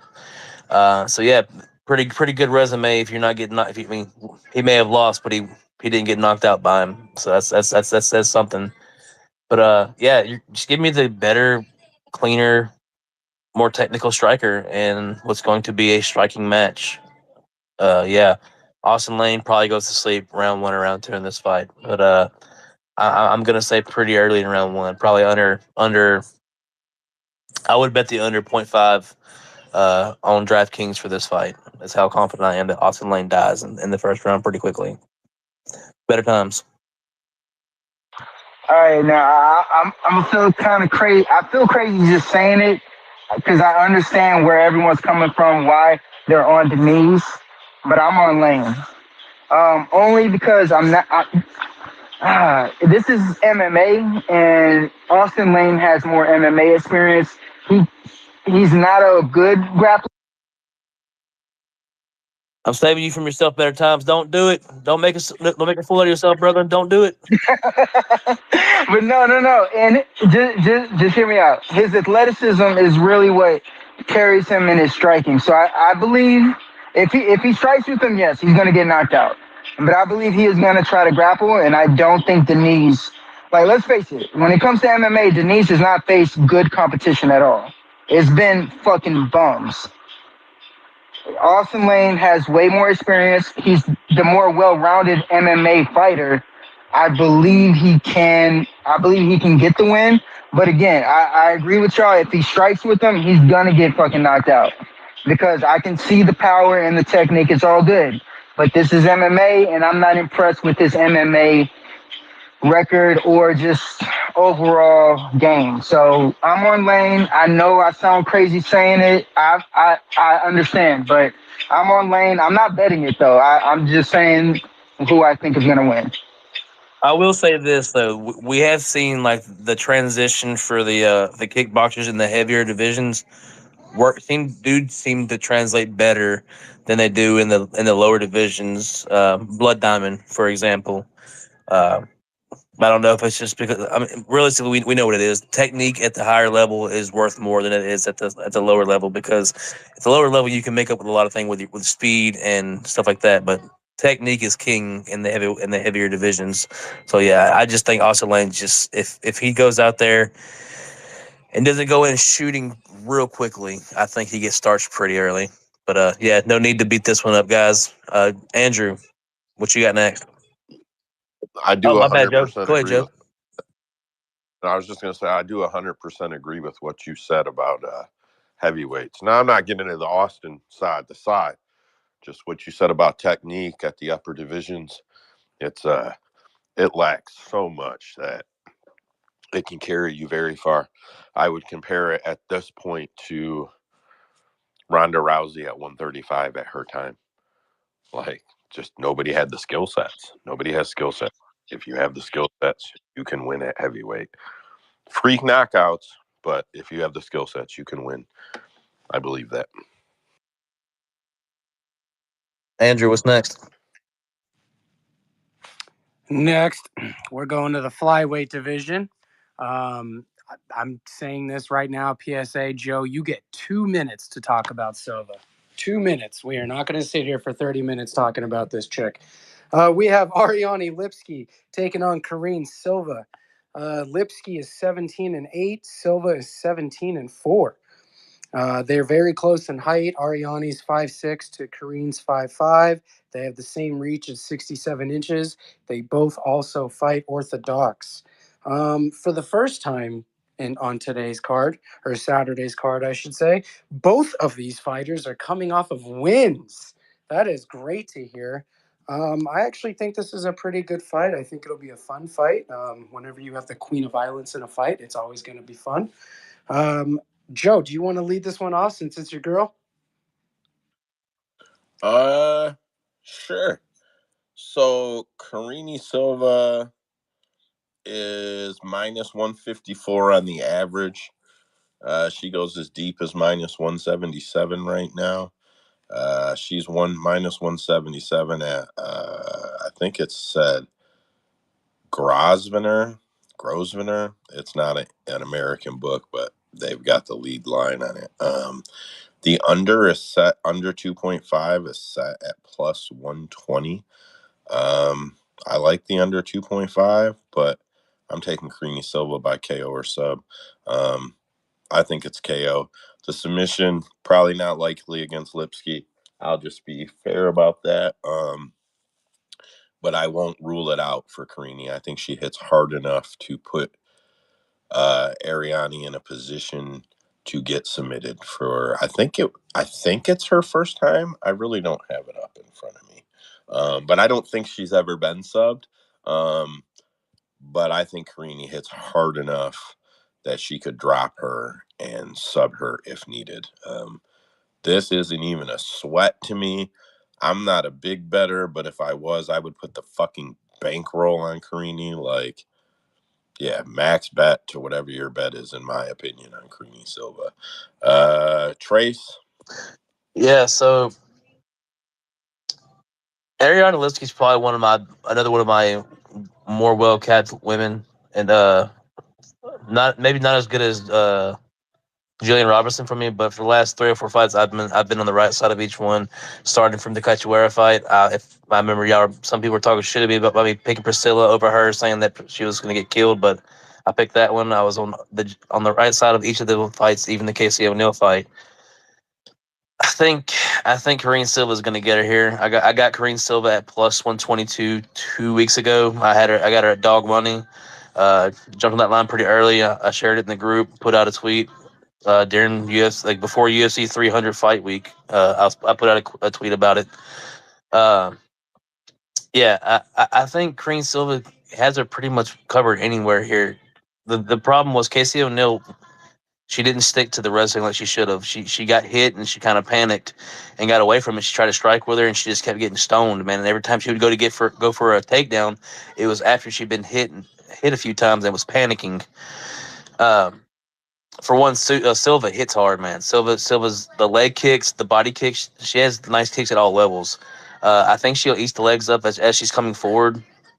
And the one thing that I've noticed uh, from Lipski is she's good at being the hammer. She's not the good nail. She's the one that whenever she's coming forward, she's throwing hard, but her head doesn't move. She's there to be hit, and when she gets hit back hard, she does not respond to it well, man. She kind of gives up. Uh, so I agree with you, Joe. I think we see Lipski try to walk her down and get caught, cracked. But I do think we do see the first submission against Lipski. I think it's a club and sub situation. We do know that in women's MMA, most of the finishes do come out to be submissions, especially at the higher level, because it is harder to get the ground and pound finish. I know Lipski's been susceptible to getting finished through the striking, so I wouldn't be surprised if it is stopped via strikes. But I think uh, she gets hurt, she shoots, panics a shot, and possibly some kind of choke or submission there. So yeah, give me Karine Silva, man. Like I said, I got her at plus 122 pretty early, but I will be on some props for her as well. I do think she's the right Hey, side. I'm not bullshitting or anything. When I sit down, I will look at the under 0.5 and see what they're giving on it. And then I will piggyback it on to Karine Silva. Yeah, I think she could end up going out there and doing it really fast. I think her path to victory is literally to Well, go out there and just absolutely overwhelm her immediately. well, the thing is, I don't think she has Ariane to. I Bolt. don't think she has to hurt her to get her down. She lost to Montana De La Rosa to the other Shevchenko sister uh, through wrestling and ground and pound. Like she's not a power double from Karine Silva. Like I was saying earlier tonight, she grabs a hold of girls. She's strong. Like you can just tell by the way she throws girls around when she grabs a hold of them. Like she's in a different league, and when it comes to strength down there, at least in the lower levels for sure. Um, Also, this is part two of the two leg dog parlay I had. So I got Machado at plus 150, and I got her at plus 122 in a parlay. Yeah, so I think that's a solid parlay that I got early on, and both have already The flipped most to favorite since I made that parlay. So at least from what it looks like, the betters are on the same side as me as well. you did you play her alone at 122? Yeah, I played her for 2 units at plus 122. Then I did one unit on Machado at With plus Machado. 150, and then a quarter unit parlay between the two of them. That's cool. That's cool. I like Karine. Two Silvas and a Barboza. Those are the women fighters I will not fade for some time to come. Two Silvas and a Barboza. Usman, you're a host. Kick it off and get it to better times when you're done, brother.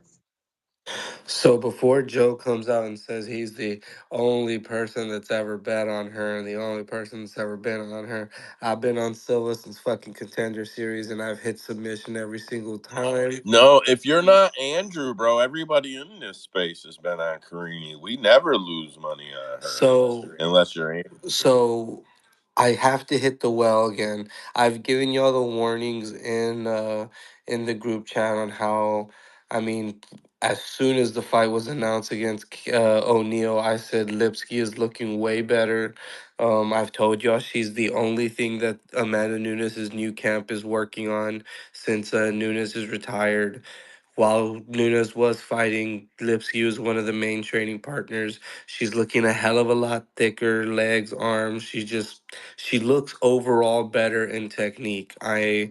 I am 100% afraid of Lipski at this moment, but I cannot stop hitting the Silva well until it goes dry. I will be hitting submission. I'll be hitting inside the distance at plus 125. Y'all know I do not put in bets early. I don't do that. I don't give a fuck about clothesline value. I will be hitting this inside the distance right now at plus 125 because I know it's going to get worse. And I think it was last time where I made a good amount of change on Silva because I hit her submission. I hit her inside the distance. I hit the under. I hit goes to decision no, and all those motherfuckers cashed out. So I'm very scared of Lipski, and if I get got, I get got because I really do think that she's looking better. But can't doubt the fro. Can't doubt the fro. Take it better. Yeah, I agree with you. Lipski has been doing better this whole time, and I don't think Casey O'Neill, even if she did stick with the game plan of grappling, it wouldn't have worked because Lipski has done better. But against Silva, different level. She's gonna get finished, but I don't think she's just gonna go for a blast double. Ariane Lipski is a little bit better. I don't think it's gonna work. I think what she's gonna do is what she does consistently throughout her fight so far is flow with her opponent's striking. She's gonna be able to flow with Ariane Lipski, and since she doesn't move her head, she's gonna time the step in right hand. Dude, that is one of the best strikes I've ever seen. When she steps into range and just launches that right hand, she punches through her opponents. It stuns them and it allows her to take them down because they're stunned. They can't do anything. Once she's on the ground, Ariane Lipski is not going to be able to hang. She's going to get finished right away. I got to go. Y'all have a good one. Have a good one, better. All right. Good way to close that fight out. Joe. I just want to give Usman props. Just remember, it's both Silvas and the Barboza, bro. You hit the fucking well until that bitch is dry. Natalia Silva, Karine Silva, Diane Barboza. You hit that fucking well until there's nothing left in it. I'm telling you, all three of them. Hey, I was gonna give you shit and say, of course, this Brazilian woman, you get her name right. I was laughing watching a 90 Day Fiance with my wife the other day, thinking, what's up with these damn Brazilians? Karine is Karine. Elise is Elise. You don't have to enunciate the fucking E, but whatever, it's cool. Oh, it's Karine, Natalia. They say it how it's supposed to be said, not how Andrew says it. I didn't know if he knew I was fucking with him. I mean, I was fucking with him earlier when I said he's the only one that don't bet him. No, that shit made me laugh. That was good. What's next? Next, we have, and I'm going to say this very loosely, we have the co-main event of the evening. We have Ryan Spann taking on Bogdan Guskov. Ryan is 21-9. Bogdan is 15-3.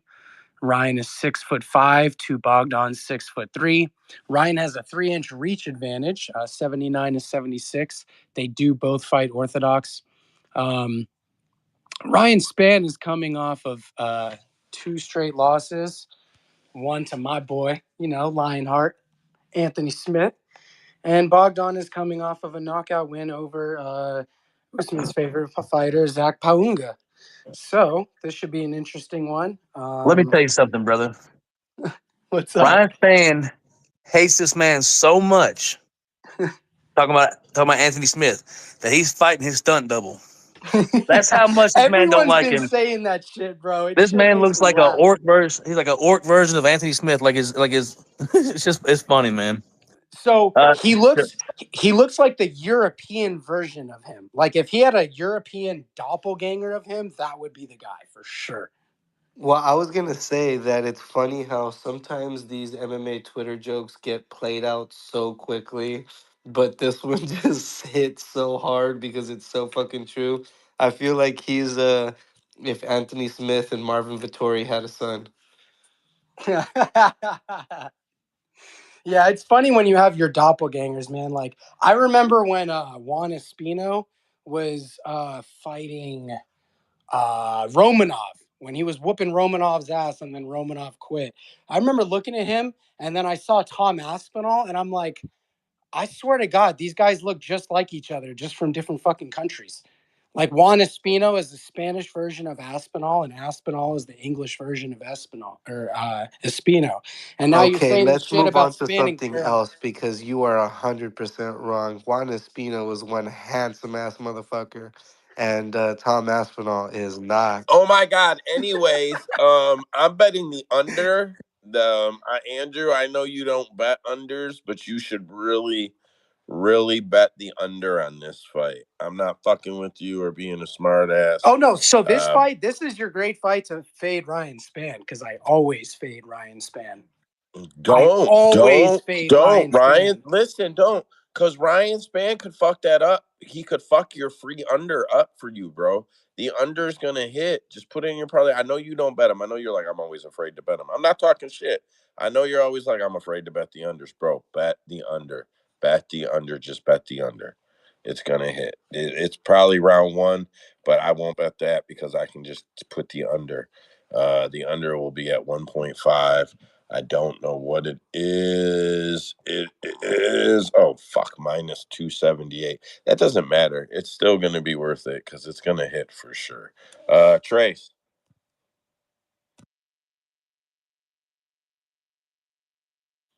Trace isn't there. You don't want to talk. All right, I'm back. I had He to run probably, upstairs real quick. Oh, Trace was just sprinting for his bag of weed. you know it, baby. Light it up. Yeah, man. For me, this fight. I mean, how do you not bet Ryan Spann here? Like the jump in competition. Like he fought Ozemir. Talk about Guskov. Got submitted by him. If he's submitting him, Ryan Spann can definitely submit him. Yeah, give me Ryan Spann by via submission, I guess. I mean, I'm not saying you're wrong, but I like fucking Uzdemir way more than I like Ryan Spann. Fucking so far, Bogdan has been very shitty, but he's pulled it off, man. I'm not gonna touch either side of this fucking fight. I'm gonna be with Joe and hit that under. I'll throw it on almost every single parlay that I fucking make, and it'll more than likely cash. Yeah, bro, it's a good spot. It's a good spot. Probably you parlay the under in this fight and the under in the Karine Silva fight for probably pretty good parlay together. Yeah, you might get plus money on it. Not much, but you might break the plank. Yeah, but that's about as much as this fight deserves. It's weird matchmaking on that fight for me, honestly. I feel like for me, when I saw this, because I didn't look at this card until, like, other than a couple weeks ago, like really look at it, the fight matchups until yesterday, and my first thoughts were they're definitely trying to cash in on Guskov's name value coming off that little knockout off of Zach Pauga, and I guess kind of get Ryan Spann a little bit of momentum again. Because like other than that, like I don't feel like you're trying to build Guskov up. Like what kind of name value and equity does he have for the company? You know.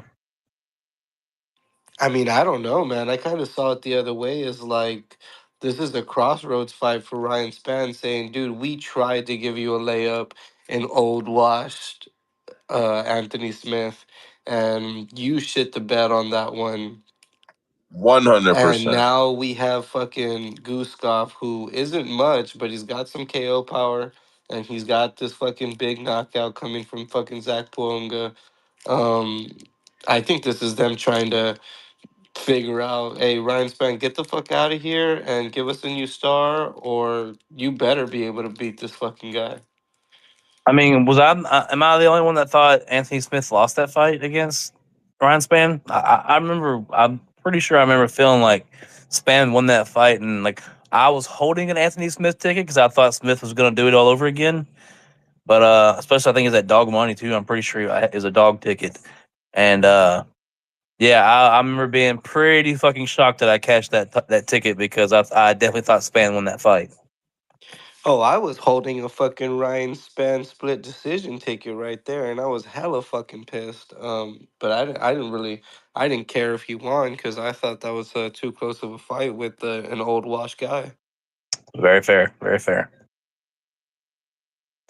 All right, Andrew. Let's get to this big one, man. Then let's what we got. What big one? Yeah, the big little one. What big one, The bro? Karine Silva Ariane Lipski fight is the main event. Fuck you guys, it is. Shit, it might as well be. Yeah, we're going to the flyweight division for the main event. We have Matheus Nicolau taking on Alex Perez. It was supposed to be Manel Kopp. Apparently, something happened and he pulled out of the fight. So in steps Alex Perez. Matheus is 19-4-1. Perez is 24-8. They are the same height at 5'6". However, Nicolau has a 1-inch reach advantage, 66 to 65. They do both fight orthodox, and the recurring theme of tonight's card, both of them are coming off of losses. I'll be honest, I will never believe that an Alex Perez fight will 100% happen until it happens. So, yeah, that's what I got on this one, guys. Trace, what you got, bro? Yeah, man. So funny story here. I He's watched gonna do it. the entire rise of the rise, the entire career outside of the contender series for Perez since he made his debut on there. And silly me, I thought whenever he was fighting Davison Figueiredo that he had a shot at getting a submission because I mean the kid up until that point had looked pretty good, almost all finishes. But now looking back at the record, you look at it as pretty soft record to get a title shot off of. Like uh, Carl's John Day Thomas, don't even know who that is. Eric Shelton was I don't even think a 500 fighter. Jose Shorty Torres, I'm pretty sure he's just an announcer now for like Cage Fury or some shit. Mark De La Rosa, that's his wife is Montana De La Rosa. Like no name value in any of these wins on his way to the path to get to the belt, and then from there it's that's when all the canceled fights started happening, and yeah, but I'm also not that high on Matheus Nicolau. I do think for what it's worth, Matheus Nicolau should be able to win this fight, but that dude's chin is pretty fucking fragile. Like my man gets touched and he goes down. Uh, Perez isn't known for being the biggest power striker, but I don't think he necessarily has to hurt this guy. Like he gets hurt in most fights when he gets hit cleanly. Uh, but yeah, I think we see a Matheus Nicolau decision in this fight. Yeah. Other than that, I'm not putting anything on this fight. I'm not betting this fight for sure. But if I did, I would take the overs, decision props, and maybe even splits props. I think this is going to turn into a mostly a wrestling and scrambling fight, and yeah, we'll see who happens. But I would not be. I might take a shot on a KO prop for Alex Perez, just because if the line's pretty wild, like I said, I think Nicolau's chin is pretty questionable. So yeah, Joe, what you got?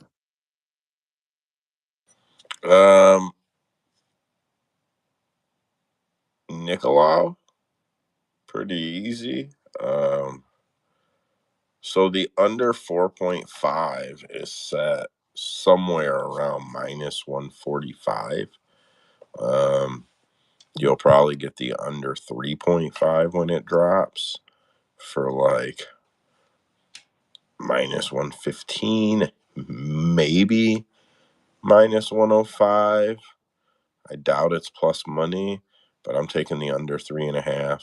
I don't care which one of these clowns loses. It's probably Alex Perez. He's not that good anymore. I'm not saying he ever was or wasn't, but he's not. So I think it's Nicolau, but I'm just taking the under 3.5. I think it's a great bet, and I will have it in my parlay. Anybody else got a thing on this fight? I ain't got no breakdown. I just want to see Alex Perez win because of the sweet story of him pulling out 142 times, only to come back and lose against Mikhaev and then turn around and fucking record notice for him and win a main event. Plus, it would fucking add more shit to the fucking shitstorm that is 125. Dude, I don't think Perez has won a fight in like 4 years. Like I don't. How is that? How do you throw a guy who hasn't won a fight in 4 years into a main event? He is 2 months shy of 4 years since his last win against Jussier Formiga. Fucking A, bro. So you're telling me he's due? I'm slamming the line. So you tell me he can't lose?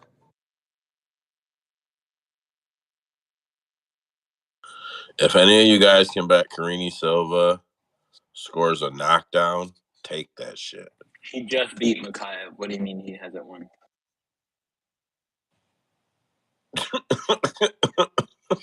You know, I We're worked through not that fight, having that. and I didn't even go back and rewatch that fight because I was not even going to waste my time watching that shit.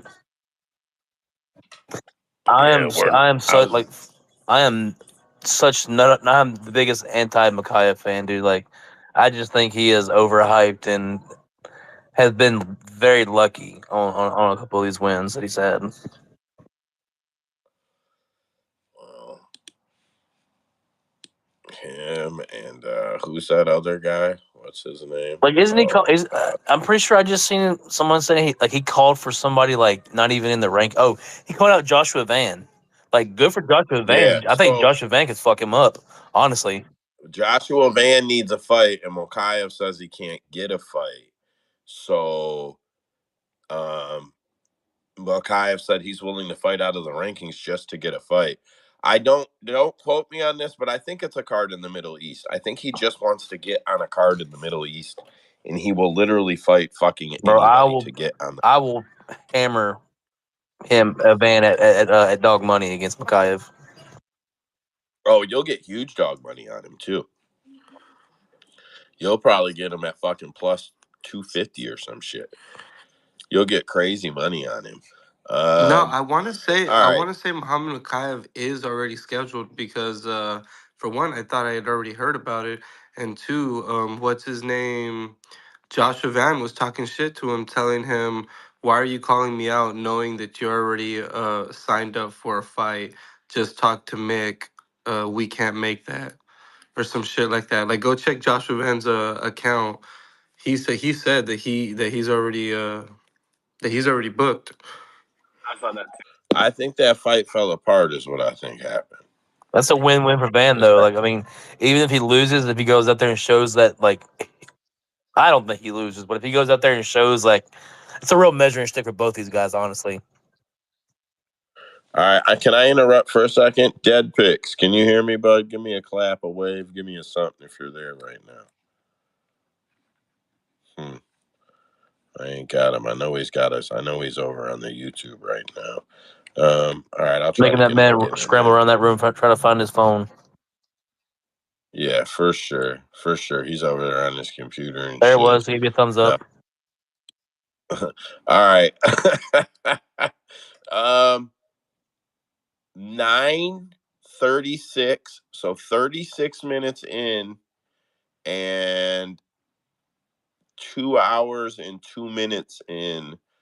I want to see if we can figure out how to clip you already got it. Clip the card and mark it in the YouTube this week. I want to figure out the features over there so that we can start doing Rumble as well. You talking about doing like timestamps? Yeah. Nice. Yeah. Fuck Hell yeah.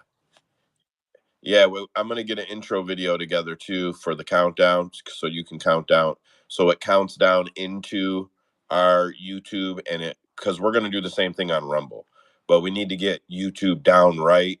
And then we'll get over on Rumble. I downloaded some software and a bunch of extensions. We'll be able to pop up. We're going to do 5 spots. It's only 5 spots that are worth it, but we're going to do 5 spots. So that's that. Sorry, my bad. Okay, so we're running right on time. Before I throw it over to Andrew for announcements, I'll hit a couple of more hot topics. So we know Val and Alex are going to be coaches on Tough.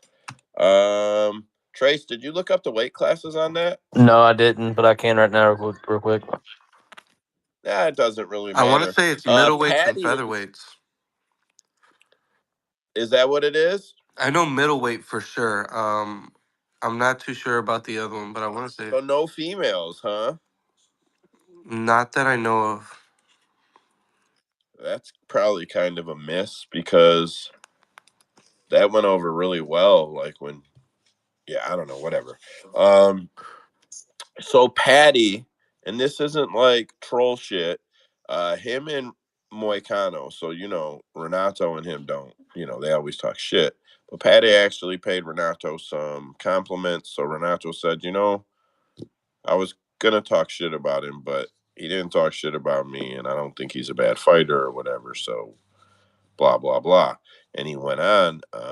Paddy wants to coach tough, counter Renato Moicano. I would tune the fuck in. I am not gonna lie. I would be tuned in for that shit. I think it would be great. Anybody not like them as coaches? Oh hell yeah, it would be entertaining as hell. That would be much better Yeah, I than what think they're trying to do right now, which is like crash the show. I Wait, feel who like. who would you like, Joe? Paddy Pimblett and Renato Moicano as coaches. Oh God, dude. So That'd be dope. the only thing I'll say about that fight is, the new thing nowadays. I don't know what the fuck why people like this, but people like subtitles when they watch shit. I think it's so weird. I would have to use subtitles for that show. There's no other way about it, bro. So it's so weird. Like the only two shows I really watch that are like live or whatever, and it's not shows. I watch the UFC, I watch MMA, I watch combat. Let's narrow it down to there. And I watch the challenge. And everything that I watch is global. I really don't even notice accents anymore. I can cut through almost all of them when people are talking. My family, like some shit will come on TV, foreign. I'm just watching. My wife will be like, "How the fuck do you do this?" I'm like, "Do what?" She'll be like, "The accent. I don't know what they're saying." I'm like, "I didn't even hear the accent."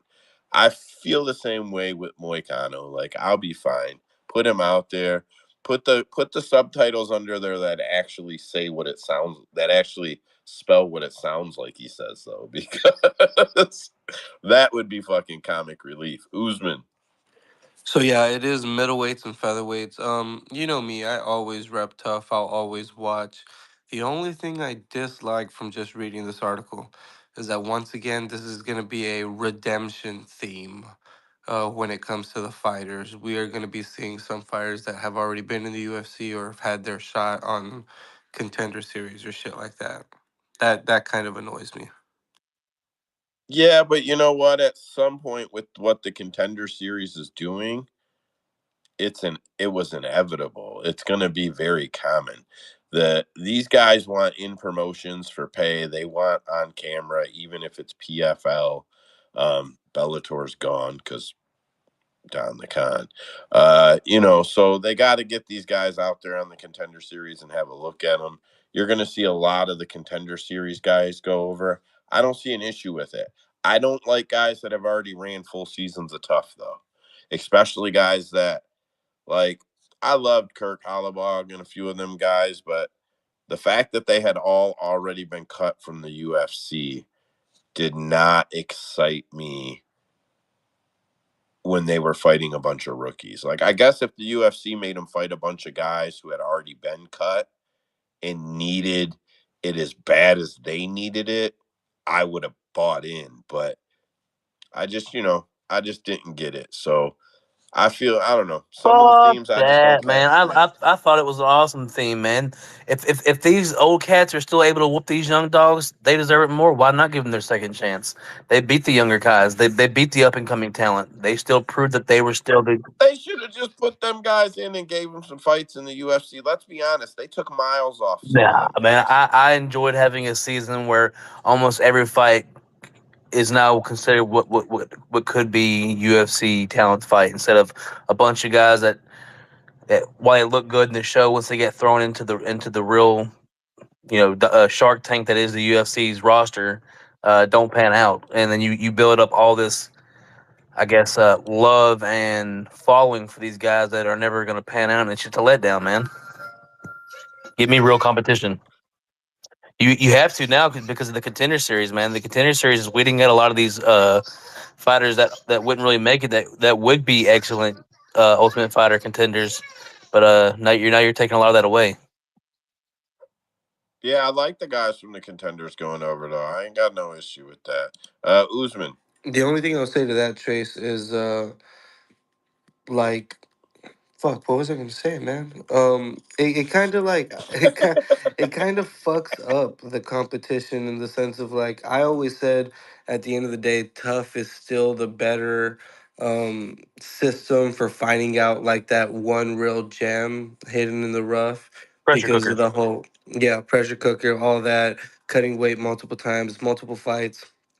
Like I think it is good for low level fighters, like who's my boy Landon. Like to me, we've seen him come out in the UFC. He's gotten 2 losses, but they were to good names, and he's fucking fought hard.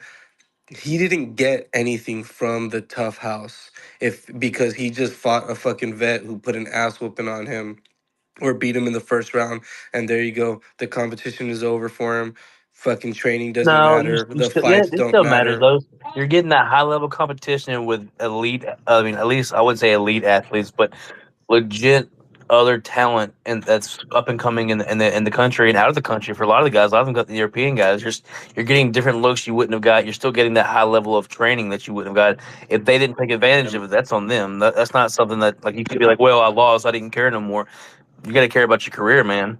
No, Honestly, I have but a it question well, for doesn't. you, It it Usman. doesn't matter. It doesn't matter because most for one, there's nothing to fight for, and two, whenever you're fighting somebody equal your level, like dude, fucking Landon versus Kurt Hollowball, a fucking way crazy vet who's done the fucking jujitsu game, who's done the striking game. Like, you don't learn anything from that. You don't learn.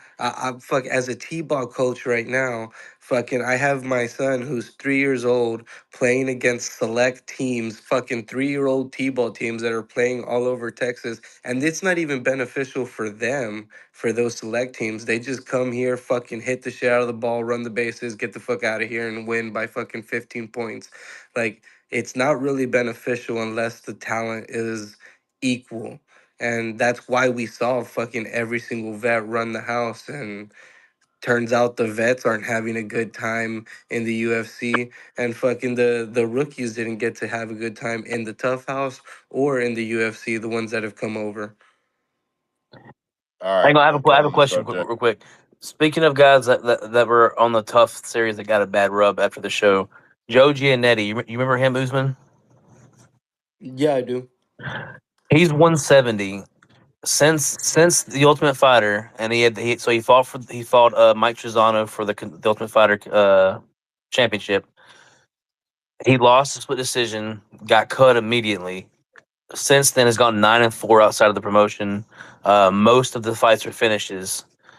Uh, Crazy to me that John Gunther, the guy that was all about the llamas or the alpaca, whatever it was, got like 3 or 4 fights in the Ultimate Fighter after losing his, what was it, 2 fights on the show, and then still got a couple of fights in the UFC. But this guy loses a split decision for the finale and just gets cut completely from the UFC. I would like to see him eventually get a shot back on getting into the UFC. Like, uh, yeah, just interesting. All right. So Armin Sarukin apparently turned down a title shot.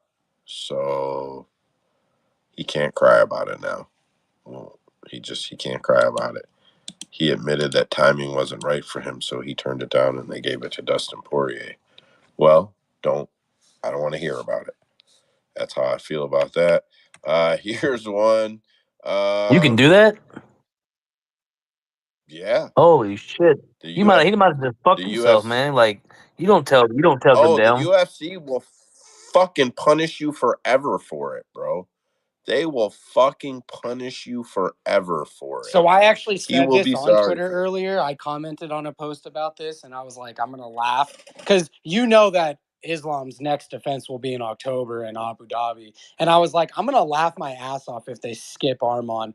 And most people agree with me, but there was that one guy who was like, look at DDP, Dude, and I'm like, dude, why does everybody it's use one fucking example like it's the no. norm? Like, Listen though, man.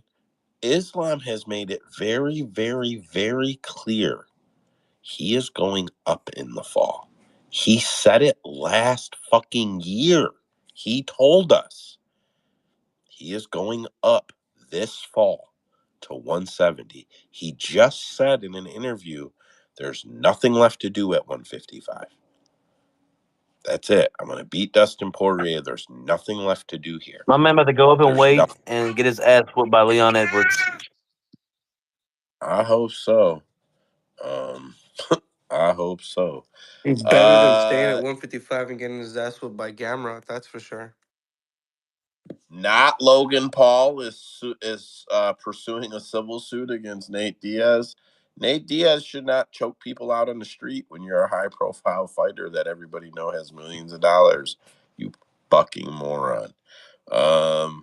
Yeah, that's on Nate. What the fuck were you thinking? All right, so listen, I'm not making this shit up. He said it to Michael Bisping.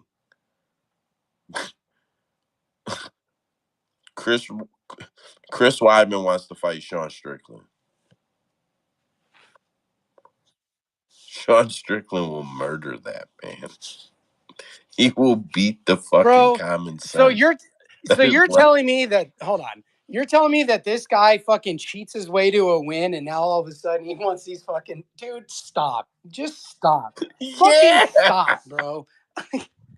What do you expect? For the past 6 years, he's been talking about he's the perfect style matchup for Adesanya to take his belt. Give the man his shot. I'm 2-8 in my last 10. Give me my fucking belt, bro. I fucking won. I got a W. I beat Anderson Silva twice, bitch. He brought it up when he was on the Bisping interview, or Bisping did. They're like, we both of us beat Anderson Silva. I'm like, get the fuck out of here. Honestly, man, it's funny, but it's not, because it's like, it's sad to see that this guy's, he's not gonna be able to let it go. Even once he's retired, he's gonna be that guy like Chuck Liddell that's still trying to do it in his 50s, man. Yeah, because you know what? Chris is a really nice guy. He's very humble when you meet him. I like Chris, but he should have hung it up. He should have pursued commentating. I know he's not real great on the podcasting, and like he does okay, but like he's not a smash hit, but he does okay. He probably could have pursued some stuff outside. It's hard to be likable when you got a Boston accent, man. Yeah, it is kind of what gets him. Yuri Prohaska says after he regains his 205-pound belt, he wants to move to middleweight. What? That big motherfucker? Yeah, I swear to Repeat God. that, Joe? He's like, I can make it. It's no problem. I could do Joe, it. repeat it. I swear to God, bro. That guy's gonna be a chiseled stone, man. He said Yuri Prohaska wants to drop down to 170 after he gets to 185. No, 185. Oh, to 185. Excuse me. Dude, he's a big guy. After I don't know if he can. To be fair, he does kind of have love handles, doesn't he? Like he does have a little belly fat, if I'm not mistaken. But I don't know. 20 pounds is a lot. 6'4". He's like 6'4" or something. Like, bro, I'm like 5'6", and I'm like 175 pounds. Like, how the fuck are you about to get to 185 pounds, bro? The fuck out of here. He's a big dude, man, and that's the thing about middleweight to light heavyweight. It's not a 10-pound jump; it's a 20-pound jump. So if you're cutting weight, that's an extra 10 pounds that you're cutting, and he is a massive dude. I don't know if he could nail it. I really don't. But bro, this tells you how he feels about the bigger guys. He does not want to go up. He thinks it's a better move to go down. I mean, it's kind of Wait, worked out did for. Joe just say he was 5'6" and he's been giving me shit for being Dude, 5'9"? you're 5'2", Yeah, bro. I've never gave you shit for being short. I'm short, motherfucker. What are you Usman's talking 5'2". about? Why is No, he no. fucking lying? You need to listen back to these fucking spaces, you motherfucker. For sure you've called me 5'1" and shit.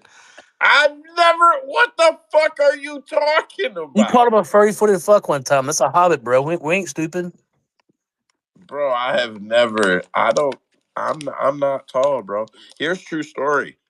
I was taller before I broke my neck.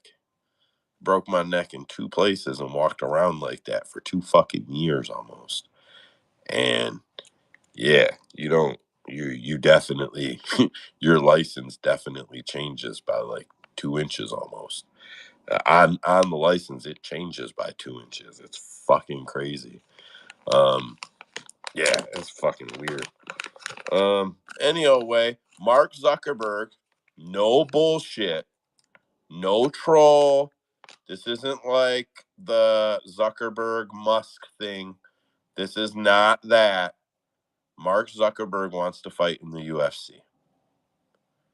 Dana White was asked about it. These aren't like exact quotes. Scratch it. This is pretty fucking close to what Dana said. He said, I know he loves this sport. I don't know. I know he wants to fight. I know he's passionate about it. He brings in fighters to train. Yeah, I don't know. And that's what Dana said. Listen to me. If Mark Zuckerberg is going to have a pro fight, Dana White would be a moron not to let him have it in the UFC. Because even in PFL, several million people are tuning in. And Mark, I guarantee you, Mark is going to want to broadcast his fight on Facebook. You're talking about the UFC having at least a window of advertisement before that fight, and then between 2 rounds potentially to advertise. Mark Zuckerberg will be able to put that thing, pop it up in front of several 100 million people to view in to see. But Joe, hold on, Joe. We don't do that here. We don't do gimmick fights. That is a could give away a little too much money in the industry move. Like if you let PFL have that, or any of these other, if you let Saudi have that, like that's a huge miss. But I think Mark wants I think he wants the UFC walk more than anything, like in the uniform. Trace. Well, Andrew just skipped the whole hand up process and stole my thunder. But I was gonna say you can't really. He would be a ginormous hypocrite if he talked all that shit about what Jake Paul's doing to boxing and how much of a moron they are for doing that and all that shit for discrediting it and blah blah blah. To turn around and do the same thing with Mark Zuckerberg. Guys, that's out the window. He offered Tyson Fury a fight publicly. But I was That also shit's going to out the say, but he also, I remember a long time ago, he entertained the idea of Justin Bieber having a professional fight in the UFC as well. So I don't know, man. He also said that women would never fight in the UFC. So you can't really tell with Dana White. He's going to do whatever sells. Yes, he is. Mark Zuckerberg. I would bet 50 million plus people tune in to see Mark Zuckerberg fight. I would bet real money on that. Like on the Facebook platform. But I would bet that's a real fucking number. I just remember that video of him coming out with, like, he cussed or whatever. And they're like, oh my God, he said fuck. Mark Zuckerberg said fuck. Yeah, that's a little weird. Usman. Dude, Mike Jackson is somewhere twisting his nipples and fucking going, oh yeah, fuck this camera. Dana, give me a fucking fight. Let's go. Anything to No, so get the Zuck a fucking win. here's what I'll say. I actually know that Zuckerberg trains like pro hours with pretty high level pros. He will think he can fight someone better than he can. And if you're Dana White, do you want to see Mark Zuckerberg fight on your platform, or do you want to see Mark Zuckerberg get knocked the fuck out on your platform? Just saying, because Mike Jackson's not knocking him out. But there's a lot of guys that you could probably justify giving him to that will definitely finish him. And that will go more viral than anything. There is nothing the UFC has ever done, ever in the history of their company, that would go as viral as Mark Zuckerberg getting finished. There's no way. I don't even like the fucking guy. I think he's a real fucking. I'll just keep it to myself. I don't like the guy at all. I think he's a piece of shit. I'm not keeping it to myself. But yeah, it'd be the most viral shit in history. Why be? I was just gonna echo it. I mean, I hate everything that dude has done, and I would love to fucking see him get murked. Would absolutely You love wouldn't it. miss the fight. No, not a chance. If it was a pay-per-view and he was the headline, you would fucking I still would watch. tune in from the fucking basement of like a sex dungeon to watch this dude get fucking murked. I don't care, dude. Yeah, I know. You'd be like having an orgy, like, hold on, guys. Hold on. Just wait. I gotta watch this. I'll fucking goon match the whole time, bro. I like how you said, hold on, guys.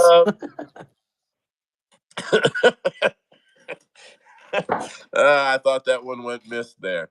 All right, so I got like a few more that we'll just do afterwards because I like getting to the fight announcements. Andrew, you got fight announcements, bub? Yeah, I do. Some of them aren't really worth talking about, but some of them are. So we'll try. Some of them are for sure. We'll try to breeze through it. First, we have UFC Vegas 92, May 18th.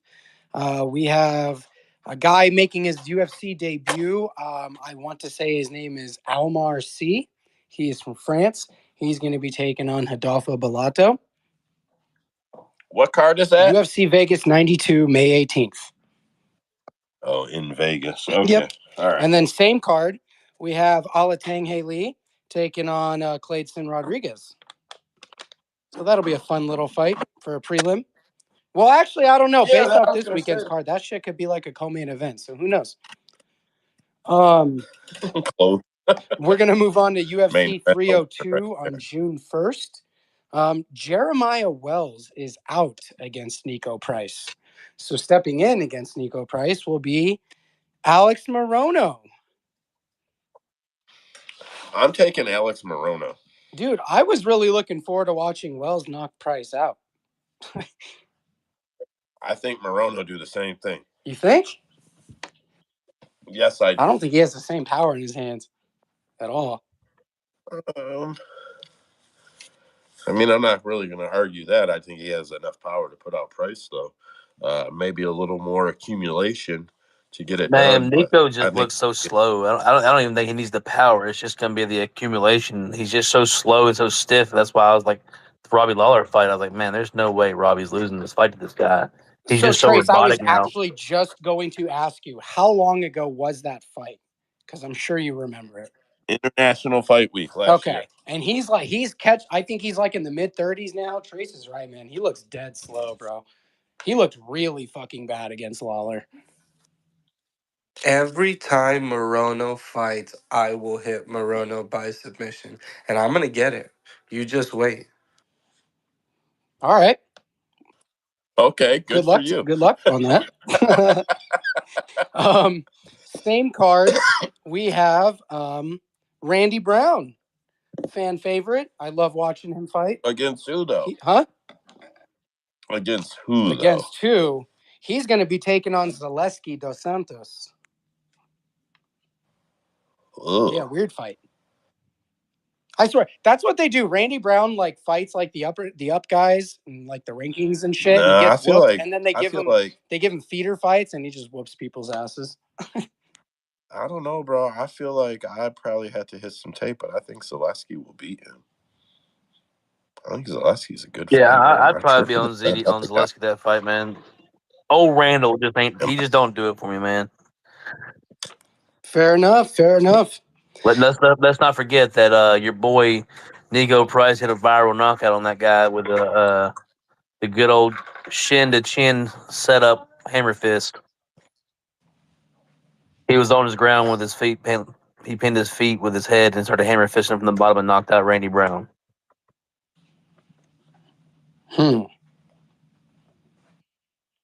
I remember that.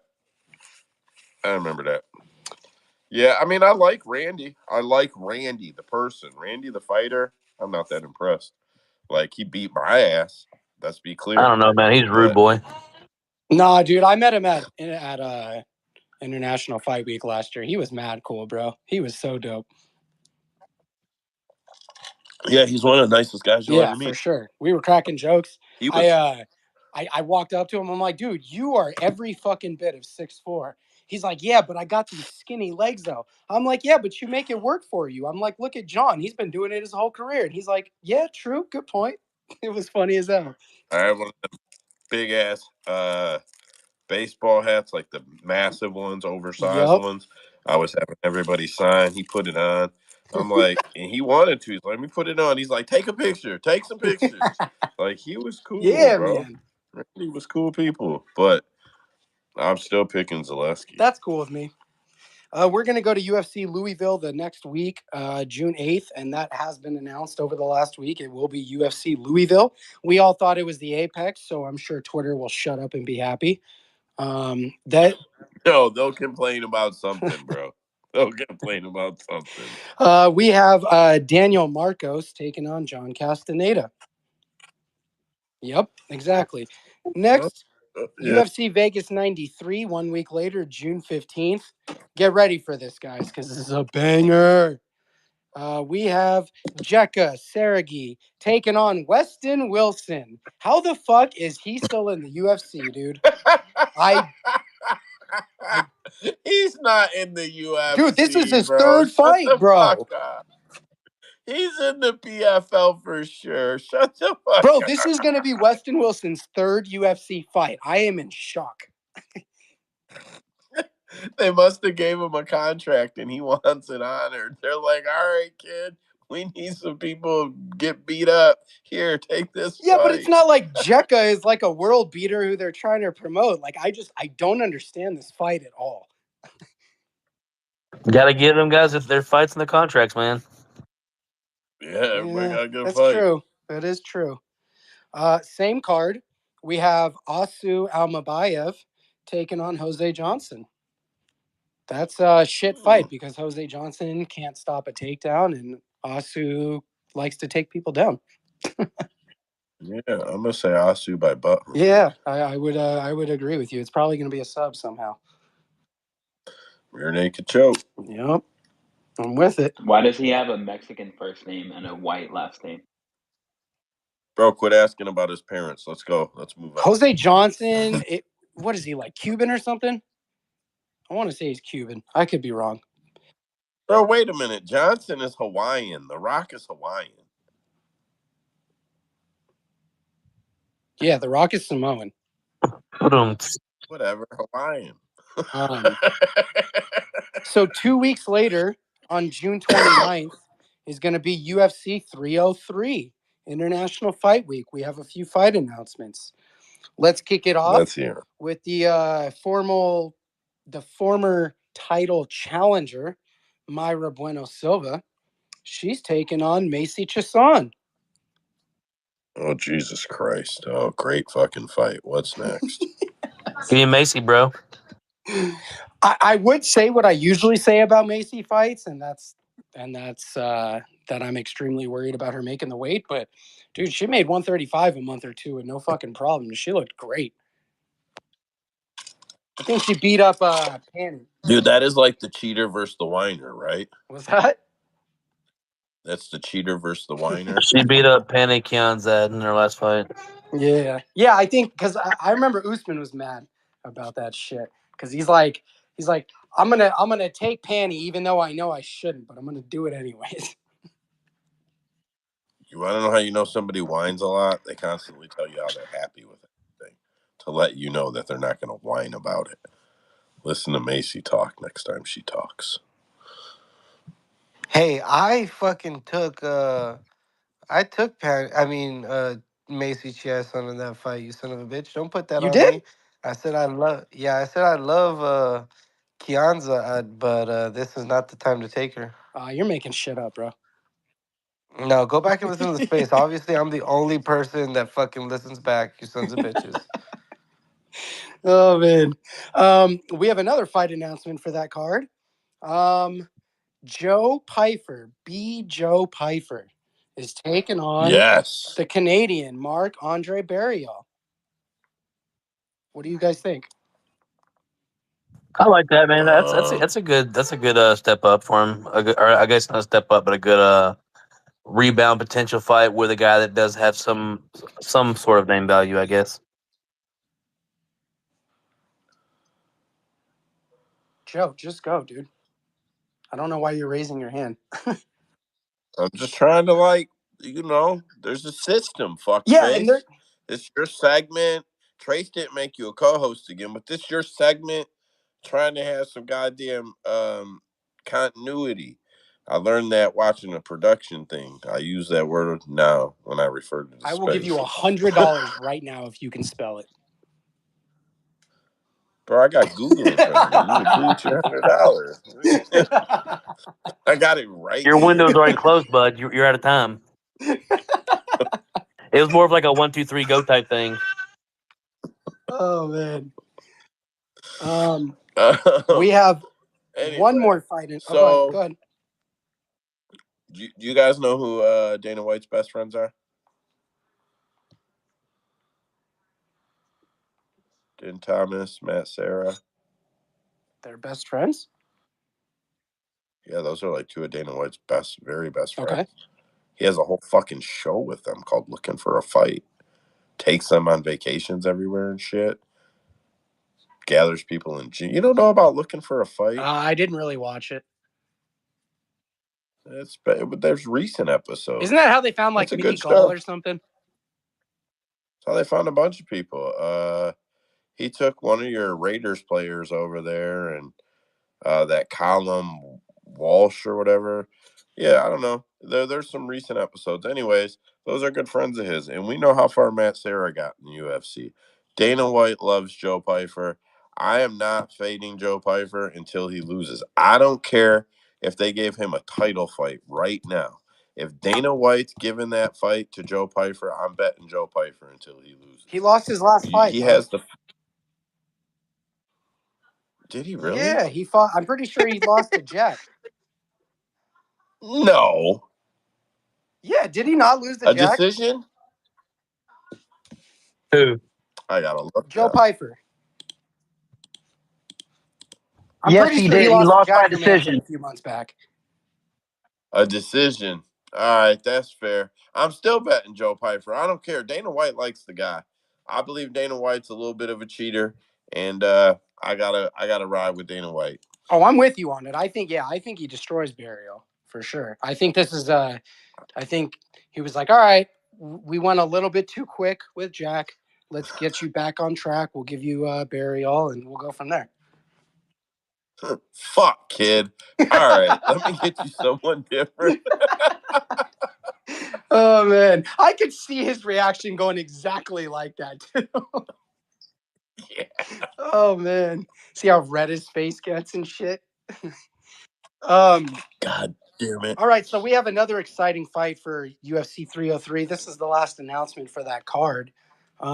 We've kind of already talked about it in the chat. Quick turnaround, banger fight. I'm curious to hear your guys' thoughts, given that it's soon. Jamal Hill's returned into the octagon. He's going to be taking on Khalil Roundtree Jr. Boy, Khalil's gonna whoop his ass. That's how Trace would say it if Trace was saying it. He's gonna whoop his ass. He gonna put a hurting on Jamal Hill. That shit is gonna be fucking violent. Jamal Hill that is not a good look for him. You are a one-dimensional striker. Khalil Roundtree is gonna fuck you up. It's an interesting fight because That's gonna be a banger for sure. So no, it's not. It's gonna be like the AP fight. He's just gonna beat Jamal up. It is not gonna be a banger.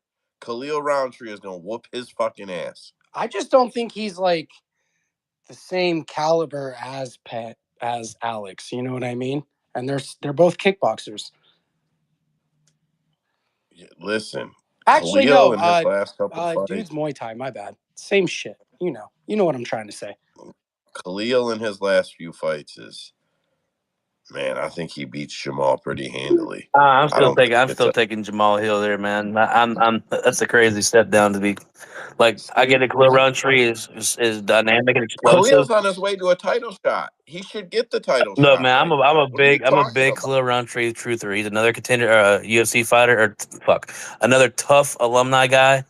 I was a fan of him on there. I was rooting for that season. We've all seen the power. We've all seen the evolution in his kicks and his his Muay Thai specifically. But man, I think Jamal Hill is going to get back right here on this fight here. Yeah, I think it's Jamal Hill for sure. I'm with Trace on this the whole way, bro. I think most people are going to be on Khalil. I think a lot of money's going to be on Khalil. It's a typical overcorrection from our fight. 100%. I'm 100% with you on that, Trace. I really do. I will say the one thing that worries about me is that he's turning around so quickly after, getting knocked out cold. But I do feel like he's the better fighter, and I feel like he's going to win. Better times. Go ahead, bro. Yeah, man. It sounds like someone's got recency bias, man. Jamal Hill is not one-dimensional. He's just more. He just uses his hands a lot more, and his hands are really good. And he's gonna flow on fucking Khalil. Khalil, like he looks good. I love the evolution of Khalil, how he's been improving a lot lately. But the power is only gonna take him so far. Jamal Hill is the side on that fight. In Joe's completely favor, one-dimensional. in Joe's favor, Jamal I will Hill say is this. completely one.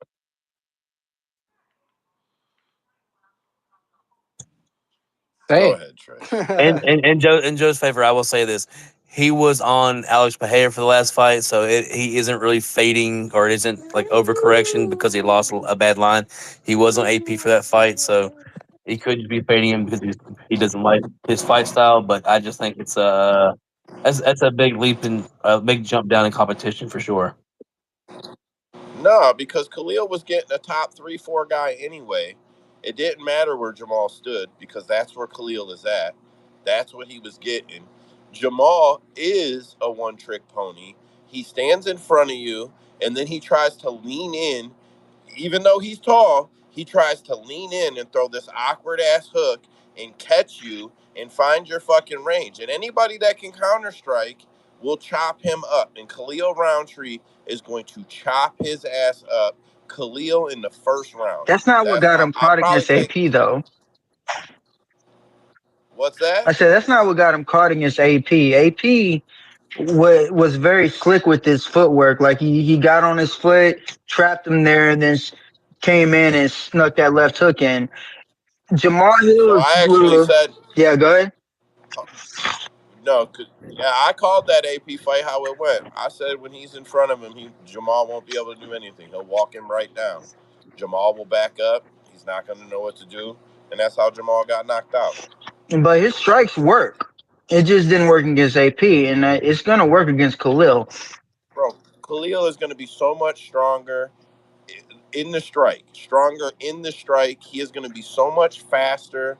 His reaction time right now is so much better than Jamal's. Offensively, Jamal is not going to clip him. Offensively, he has good reactions offensively. Jamal is not getting him, bro. Okay. You can put. Okay. I'm just gonna leave You you want to do a with little this, wager? Joe. I'm just gonna leave you with this, Joe. MMA math would dictate you are wrong. He knocked out Johnny Walker. Johnny Walker knocked out Khalil Roundtree. Glover Teixeira beat the dog shit out of Anthony Smith. You know, Anthony Smith sucks, man. Like just just the MMA math. I mean, like Yeah, but here is the it's the rise. move in training. It is specifically Khalil in his last 5 fights. Anything before that, bro, he moved his whole camp. He changed everything he does, and it has paid for him 100-fold. It has paid for him, bro. Like it is not. I But don't care about any listen of to that this, shit Joe. Hear happening this. before. Here is the rise to this fight. This is what got him to this Jamal Hill fight. Modestus Bukauskas, the sidekick to the knee. We know that one. Carl Roberson, a split decision win over Dustin Jacoby. A knockout of a Chris Dawkins, not impressive. And then a finish of Anthony Smith. Like, I would not say a win over Anthony Smith these days should warrant a top 3 title fight. I think. Jamal Hill's last 3 wins are Glover, Thiago Santos, Johnny Walker, I'm glad you brought Jimmy that up because Oh Crute, you my walked god. right into my trap. You walked OSP. right into my trap, you fool. Anthony Smith literally got his teeth knocked out against Glover Teixeira. Jamal Hill killed Glover Teixeira in that fight. Like, he beat the dog shit out of Glover. Anthony Smith, like I said, Roundtree got knocked out by Johnny Walker. Jamal Hill knocked out Johnny Walker. Like, MMA math, not in your Bro, favorite. Khalil Roundtree just knocked Anthony Smith out. Am I tripping? Am I No, not? yeah, that's fine. That's fine. What are That's we fine. talking? But what I'm saying is, you're wrong. Bro, I fucking love how Trace just goes, and you've just activated my trap card. I fucking loved it, bro. That shit was great. No, Usman. YB had his hand up for a minute. Okay, my bad. YB. Guys, I cannot tell you how happy it's going to make me when Hill loses twice in a row by brutal knockout. It's going to be so fun to watch. And then we'll get AP versus Khalil Roundtree. So even if you think Hill somehow pulls a win out of his ass, which he's not going to, just hop on the train because we're going to get a crazy fucking fight between 2 strikers. Hill can get fucked. AP and Khalil is what we want. That's why they're making the fight. They don't know, like, Hill lost the belt. He can take a loss or 2, and it's okay. He can build himself back up. This is just like Vince McMahon in the back, in between getting his chest shit on, making these plans. This is great, guys. Khalil versus AP. Just see my vision. Usman, go ahead. So, as the residential Jamal Hill super fan, I am very worried about them fucking putting him up against another power puncher in super short notice time. Like, he should definitely be taking a break after this fight. I do still give him a chance. I still, like I said, big fan of his and everything that he can do. But second of all, I just put the mysterious berries in a brewing water, and it still gave me food poisoning. So just don't eat the mysterious berries in green hell. I'm gonna start making my official 303 predictions. I am predicting Khalil Roundtree, and I am predicting that Kayla Harrison is on that card. I mean, Who you do you put the think she's gonna queen on that face? card, and you're good to go, right? Yeah, they need some real star power up there. Fucking Connor, Jamal Hill. Who the fuck's tuning in for that? Michael Chandler's like 0-6 in the UFC or something. Kayla's a star for You got to sure. bring in a breath of fresh air, baby. I like what you're saying. Star for Breath of sure. fresh testosterone, right?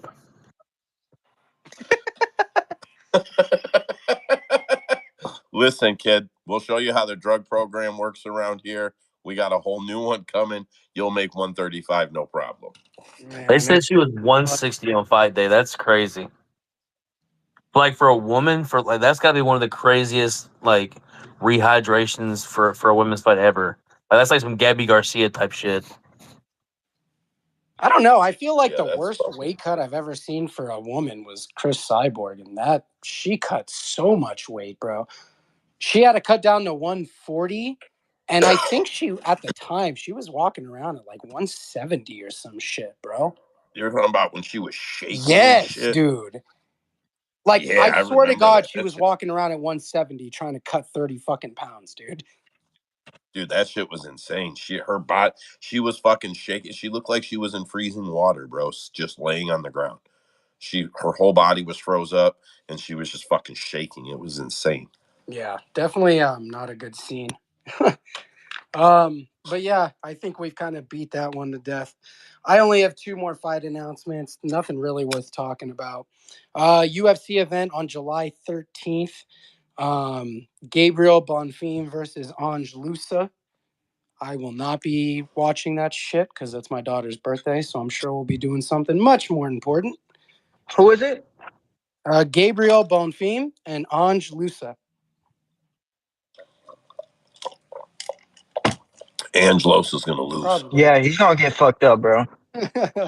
Yeah, Yeah, because I'm Yeah, pretty he sure is. Bonfim lost his last fight too, so they need to get him back on track. And they Yeah. will. That was against Dolby. Dolby's like the real deal. Yeah, Dolby's nice. The real old deal. He's still good though, surprisingly. Dana White to Sean Shelby. These fucking kids, they keep losing. Last one I got the very next week, July 20th, UFC Vegas 94. We have Loic Rajabov taking on Trey Ogden. That's all I got, I'll guys. get it all day.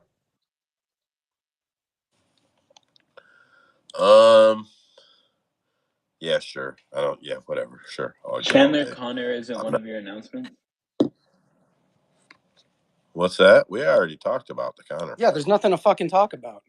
Yeah, whatever happened to was Luik Razabal? Was that the one that went on the Contender Series or the Ultimate Fighter? And then like he was the one that I was predicting to win the season. He won his fight but got hurt and couldn't continue. Who was that for this last season of the Ultimate Fighter? He's a I Russian don't think guy. so. He was already in the UFC. He went like 2-1 in the UFC and he got cut. But then they brought him back on the Ultimate Fighter. Timur Yeah, Valiev? that might be. Yeah, Timur Valiev. Where's he at? Oh, he just lost his last fight. I believe it was in some other promotion against a guy that was 20-8. Oh, so he did sign with outside of the UFC. Yeah. Yeah. Damn. Okay. He may have already been with the promotion. I've heard someone say that a lot of these guys have UFC out clauses, where if they get any opportunity with the UFC, it takes precedent. That's why like all the Cage Warrior guys can just bounce for the UFC and shit. It's not because the promoters are super duper nice. It's because these guys, these young guys, once they start getting a little up there in the pros, but not quite to the big stage, I've heard it said that they have clauses for that. So I would assume that he was already signed and just had a clause with somebody. Just making an assumption because it went down pretty quick. I don't think it took very long. I think it was like he got off tough, went into camp, and lost. Like, I remember it being pretty quick. So Armin told a Russian outlet that the reason he can't get, so he was saying that the reason he turned down, if I can understand everything that was translated, he turned down the fight because they were trying to favor it for Armin. And then he somehow points to Khabib for being the reason that Islam wouldn't fight him.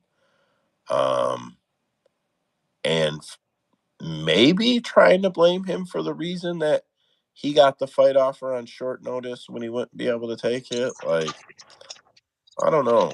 Fucking weird. I don't know if there's some type of beef between him and Nurmagomedov that I don't know about. I don't know. It's fucking weird. It's hard to translate some of that shit. I'll be honest, I didn't try to translate it. I follow a couple pages that, one had a little piece that was translated and another one had another piece that was translated. And that's kind of what they got from them. So I don't know. Tom Aspinall confirmed that he will fight at 304, but has no opponent. Quick opinions. Who do we think he fights? AP. And that is the Manchester card. And what do we think the top three fights on the card are? I agree. Whoever shouted out AP, 100% on that fight. Running, I've been on that fight. I've been on that fight since AP won the belt. running back Curtis Blades fight. No, not at You all. think so? Why not? So that one's in the talks. He That just one's in the snuffed out talks. all that Almeida hype. Why not give it to him? He got hurt. His knee got hurt. Because here's what I think Tom is missing. If you really want to entice, listen, fuck the whole beating John Jones. Let's talk about the paycheck, because that's what I'm about, right? So if he really wants to entice John Jones for a money fight after the Stipe fight, because John's cashing that Stipe check, boys. Be bitter about it, hate it. It is, bro, that is a bag. John Jones is going to make 10 to 20 million fucking dollars to beat up Stipe Miocic.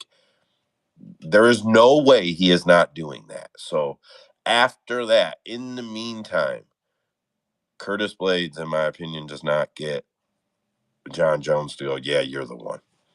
I just don't think it does. I think AP more likely does. And they already offered it to Cyril Gane. He turned it down. Yeah. Surreal and Tom are doing, I don't know what the fuck is wrong with them. Tom has turned down the fight with Surreal. Surreal has turned down the fight with Tom. Tom has called out Surreal for turning down the fight with him. Surreal has turned down the fight again. Them two just need to dance, get it over with. And Surreal is fucking up his big chance, be a real superstar, is that Manchester card, bro. I mean, I know there's Paris cards where he's a bigger star, but bro, you fighting Tom Aspinall in Manchester, that's a big ass card for Surreal Gane, in my opinion. I think it's AP though. Anybody think it's someone not AP or Curtis Blades? It has to be. That's what the fans want. AP wants that belt. I think AP knows there is no question he will get that John Jones fight if he gets that interim title. He'll get it. John, that's the type of resume standing in front of you that becomes, this is real legacy questioning. This dude came in, he's not super young. There's no glaring, where everybody's trying to play it this way or that way. This dude's roughly your age. He's been murking motherfuckers for his whole career. And he came into MMA. He took the 185 belt. He stepped up, took the 205 belt. He's got the heavyweight interim gold. That shit is undeniable. John Jones has to fight him. That's when you can really question. What's He's got Pauliana Viana. He got it all, man.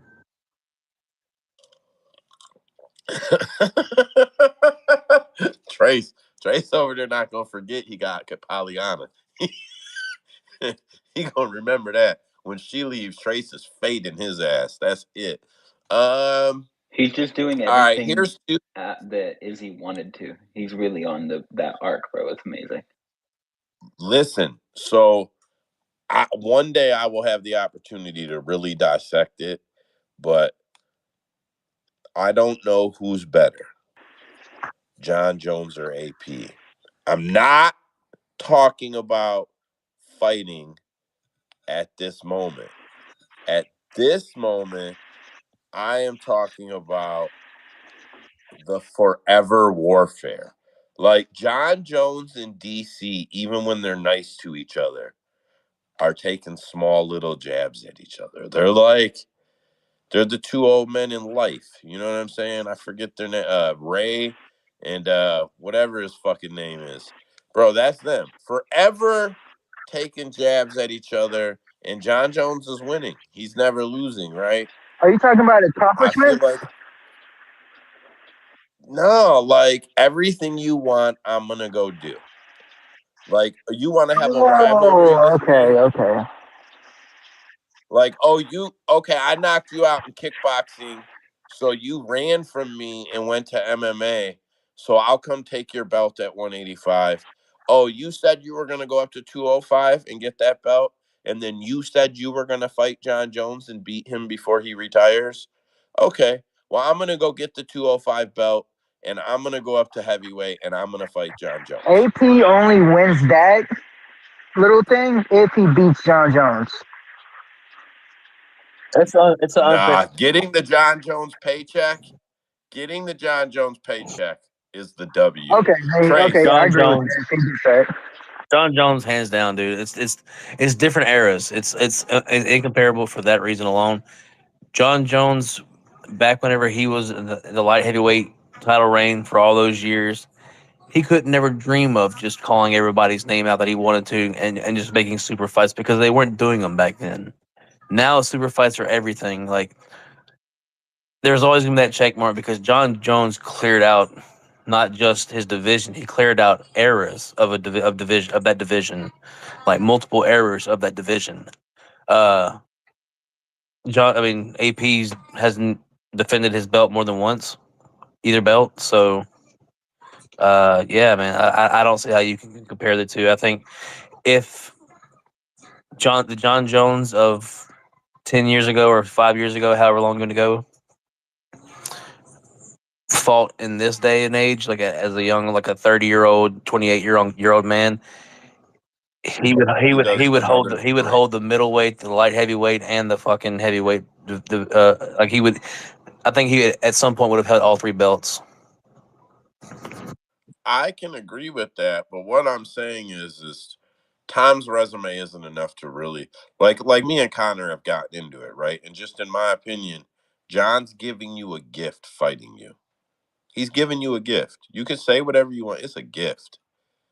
Listen, if you beat him, what it does for you, the paycheck you're getting, even if you lose, the exposure, everything No, no, about no, that no. fight. That's a yellow panty night. That's not a red panty night. Nah, bro, listen. Jon Jones sold 1 million pay-per-views before anybody heard of fucking Conor McGregor. Let's just be clear about that.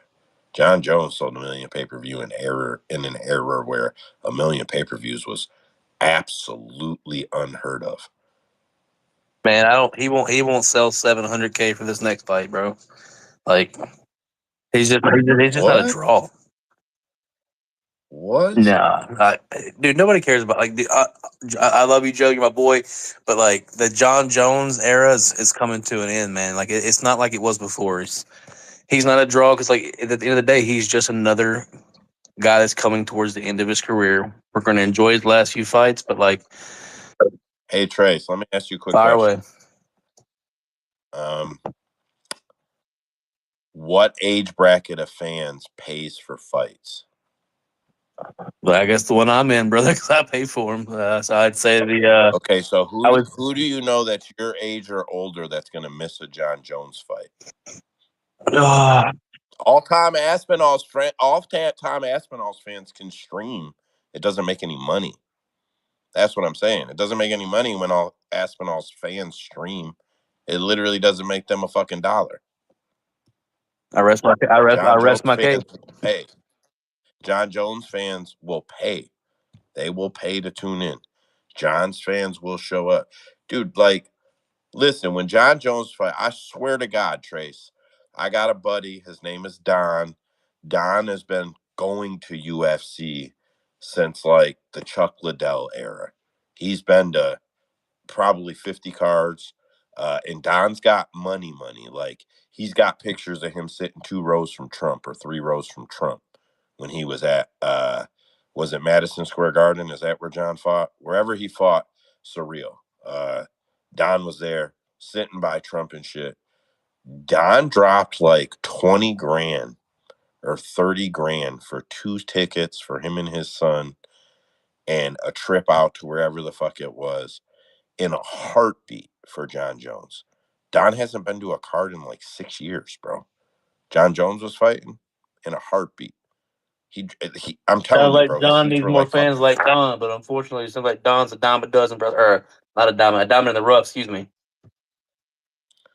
nah, bro. The UFC is about to do a $20 million gate at T-Mobile. That's just the cost nowadays, bro. Like, I feel like John still sells. I feel like if I did not feel like John was a big sell for the Surreal fight. I feel like after John dismantled Surreal, he will sell again. I do. I do agree with you that his selling power, his fan base, his passing, a lot of his fan base, bro, they went through him and then the Conor and Ronda era and then to where we are now. Like, a lot of them just out of it, I guess. DC said everything except for Herb Dean not stopping the fight cost Jamal Hill the fight. I don't agree. Does anybody think that Herb Dean is the reason that Jamal Hill lost that So it's a fight? weird situation, right? Like, he does stop the action. He should not let a fighter wave him off. It's definitely his job to maintain control at all times of that fight. So if he was to stop it, he should not have been like, okay, AP, you're good, you're good. But with that being said, Hill did throw the first strike, so it's not like he caught him off guard. He got countered. That was gonna be my point. Yeah, Connie, you better slow down That with them fucking thumbs down, buddy. was gonna be my point. AP did not throw the first punch after he backed Herb off. Jamal did, and then he got knocked out. So, like, He I gave don't him know. that old school toe step, and they gave him that nice little uppercut. I guess Yeah, it's he more like a did. shovel hook, really. It wasn't really quite a hook. It's more of like a shovel uppercut, I guess. Yeah, I guess I'll give you that. That's fair because it wasn't what I would call necessarily an uppercut. Kamar Usman suggests that Max Holloway poking Justin in the eyes helped him beat Justin. Man, that's a solid ass teammate, bro. Fight for your boy. Yeah, that's how I felt, bro. Like, you a real one for that, bro. Like, that was exactly how I felt, Kamara, Trace. Like, Kamara, a real homie. yeah, he's like, nah, bro, fuck that. He poked your eye, dog. You had He ain't that say shit. he He ain't poked say your hey, but he ain't eye. say shit about Weidman. No. Not a fucking word. All right, so I'm checking. Eljo wants to fight Mozar Evolov. Fucking who cares? Davison wants to fight Dominic Cruz. Win over Dominic Cruz doesn't do anything for you. He wants to fight him at 303. They might make the fight. Based off the premise of what you were just talking about with John Jones, nobody cares at all if Dominic Cruz That's not fights. true at all. That's Dominic not true at Cruz. all. I thoroughly enjoy watching Dominic Cruz get knocked out. I mean, that's very fair, but he has about as much selling value as Josh Van does. Joshua Whoa. Van and Josh Dom. Fan does got more than that, bro. Don't disrespect Josh Fan. He's a young buck coming up. That's what I would say. Nobody gives a fuck about Dominic Cruz. I don't get the call out. Brian Ortega. So Max wants Ilya. Ilya seems to be on board, but only if the BMF belt is up for grabs. And Brian Ortega is like, no. I want the title fight in Spain. Unfortunately for Brian, Max is going to get it, but he shouldn't. Max should not get that title fight, but he probably will. So, Against who now? Against Ilya. Ilya versus Max instead of Ilya versus Oh Brian no, Ortega. you have to give it to Max. Max is clear. Other than Volk, Max has cleared that division. Max is the rightful first. If you're not going to give Volk the rematch, it has to be Max. Bro, Max lost to Volk 3 times. There's a The certain Volk. So yeah, it's value. hard to sell that fight, but this is a different fight. This is a longer, rangier But what fighter. I'm It's a different fight for Ilya. Like you can't just eliminate somebody because another guy clearly has the edge in that fight over him. Like styles and matches bro, are what what I'm we do. saying is that it begins to devalue 145 in the UFC, bro. No, It begins. it's just a proof that like just because this guy beats that guy doesn't mean this guy beats this guy. It's proof that mixed martial arts and styles really do make a difference. Bro, I at 145 in the last 10 title fights, how many has Max Holloway been in and how many has he lost? The ones he fought Volk. Okay. I think he's been in like 5 or 6 of them. I just at some point you have to let the division move on. You have to let the talent fight the talent and like constantly catering to Max being able to fight for the belt. I just I don't. I don't I like. think Max would go down, and if he won that belt, I think he would win that belt and then be like, "I'm. This is my last fight of this. I just wanted to prove that I could win the belt again, and that I'm moving up to 155 full time." I think that would be his full plan. Honestly, I think he goes back down one last time, one last final weight cut. He felt what he knows what he feels like at 155 with a full camp and the actual putting of the size on. I think we see him fight one last time in the Ilya fight, win or lose. I think he goes up. I think he should just stay at 155, man. Like I do too, but it's a just. money fight, so I get it. And if the UFC catches a whiff of that's what he wants to do, if you're right, Trace, and the UFC catches a whiff of that, I can absolutely assure you they will not let him do it. They're trying to. Dana White is trying very hard over the last 5 to 7 years to maintain the value of his titles. And when these guys get beat up or go up and lose and come back down, and bro, there's just certain math in just how it looks that he values these All right, Joe, titles. we And can't put it off no longer. You gotta let Connor, Connor J verbally assault us. Go ahead, Connor. get us, get after it. What's up, y'all? Uh, What's happening, not Connor? much. Yeah, I agree with Trace. I don't even know who else would fight Ilya at 145 if it's not for Holloway. He's like on a 2-fight win streak, coming off an incredible fight against Justin. I know it's up a weight class, but after that fight, he could fight whoever the fuck he wants. So I also don't think I know Joe. You said like we got to move on from Max, but that's sort of the like same ideology that Ilya was saying before beating Volk. Like he's not going to give these guys title shots because they've already had them. But it's like Trace says, like they got beat by Volk. He didn't get beat by Ilya. These are fresh matchups for their. I know that like Max isn't like Right. These are fresh matchups for Ilya. yeah. So Ilya's why the champion. not allow Ilya to fight the rest of the division instead of the guy who's been up there getting beat up, who lost to the guy Because before at him some 3 point, times? rankings do have to matter. It's not even about the ranking. It's about like why are we punishing Max for like losing for one to Volk, and then two, he's beating everybody else in that division. He would beat anybody else in that division, other than like Volk. But Volk is not relevant right now because he's probably going to sit out for a while after getting knocked out twice.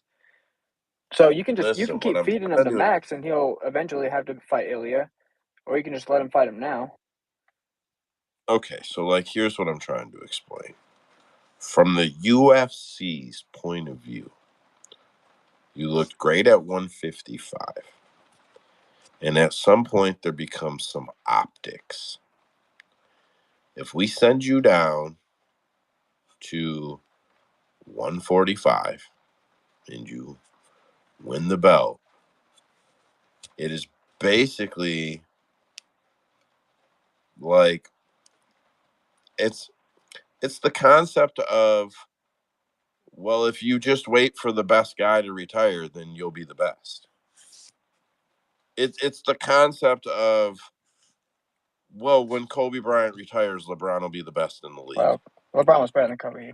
He was in the league, but I digress. LeBron was never ever better than Kobe. He was better, but he was better. He was never better. 100% better. He was never better. Never in the league? LeBron doesn't even agree with you. I'll send you reels. That's fine. LeBron is humble. LeBron He's also doesn't even agree. He was bros with Kobe. I mean, that's his guy. So he's not gonna go out there and say that in the public. What years we're say like 2016 Kobe was?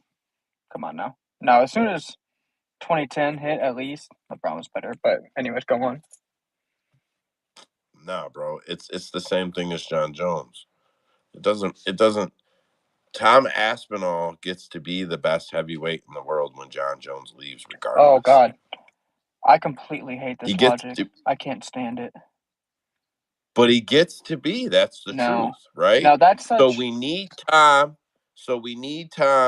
To beat John or not fight him, because if John knocks you out and retires and then you're the champion, everybody knows you're not actually the best.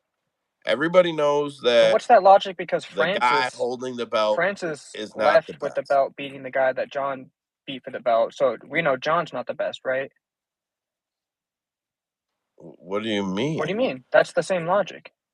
The UFC had no. So if you're saying because they both beat the same guy, I'm saying that Francis left as the champion, not losing the belt. Bro, I have said 100 times the lineal title is in PFL. That's okay. I'm just saying that logic is already out the window because the last champion UFC had, is not in there anymore.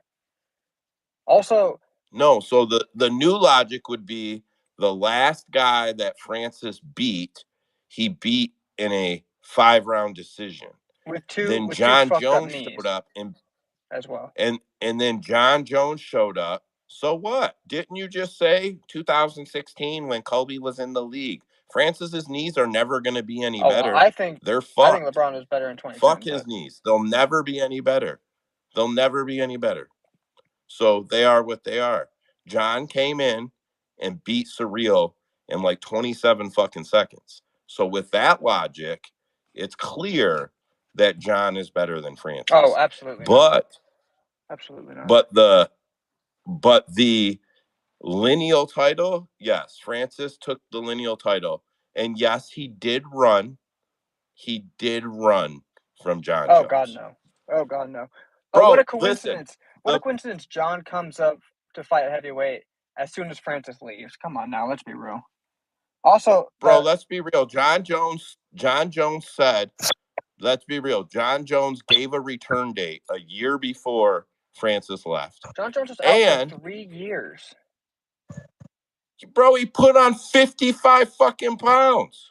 Okay, and it wasn't really 55. It was like totally 40. Needed to fight at heavyweight. A guy that's 165 that cuts from 265 that cuts from 305. So Joe, that extra weight is the needle mover for you on for him to beat these heavyweights. The way that he beat Ciryl Gane had nothing to do with the weight he put on. The physical body strength to manhandle them. The weight he put on had nothing to do with the way he beat Ciryl Gane. That was Ciryl Gane fucking up. 100%. Watch that fight. It was a completely lazy strike that Ciryl did, and it gave John his back, and then John just took him down from there. John doesn't need to be heavier than you. So you think Francis Ngannou could beat John Jones? Do I think he could? Yeah, I think he could. 100%. If that fight went off right now, you would bet Francis Ngannou? I think if Francis fought John when John fought Ciryl, I probably would have picked Francis. Based on what? Based on Francis being a good fighter with good striking, big power, good durability. Hardly got past Ciryl, bro. Yes, but Francis for one, he used skills in Listen, the same way that John listen. did. What Dana White said about Francis leaving for lesser competition for easier fights is real. And you can say whatever you want about Francis grabbing a bag. Here's the real math for you. And you can go do this math to the fucking moon and back. With the contract that Francis turned down, his next 3 fights would have made him $24 to $29 million in the UFC. He left for the next 3 fights, including his boxing matches. For those boxing matches and the PFL fight that he will fight next, he will make $30 million. That's fine. Those are real numbers. Those are real numbers. Okay, that's cool. The competition thing doesn't literally matter because he beat the guy that John beat. John Jones showed up and Francis said, "I quit."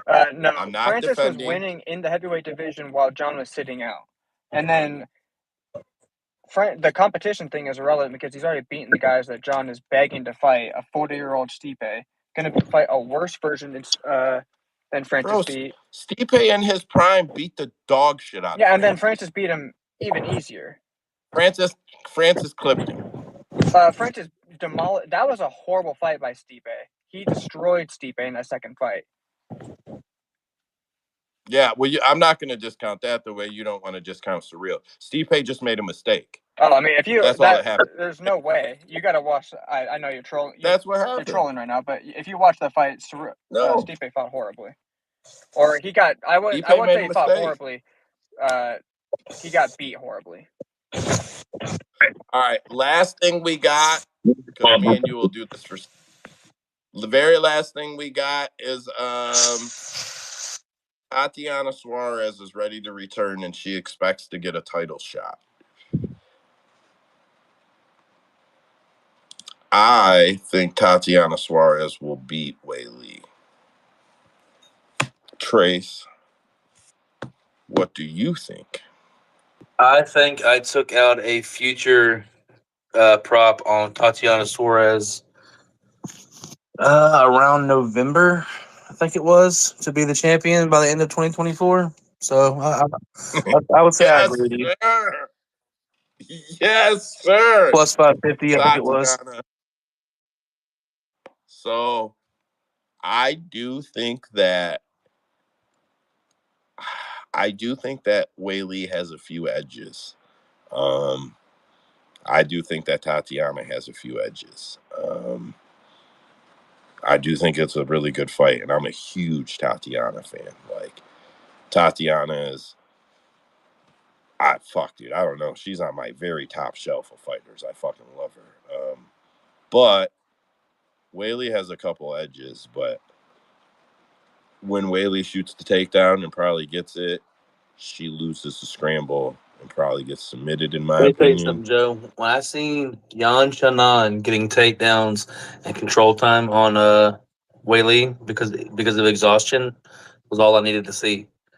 That tells me right there that if she hurts or if she at any point tries to go for a finish on Tatiana Suarez, she's fucked at that point because Tatiana doesn't slow down.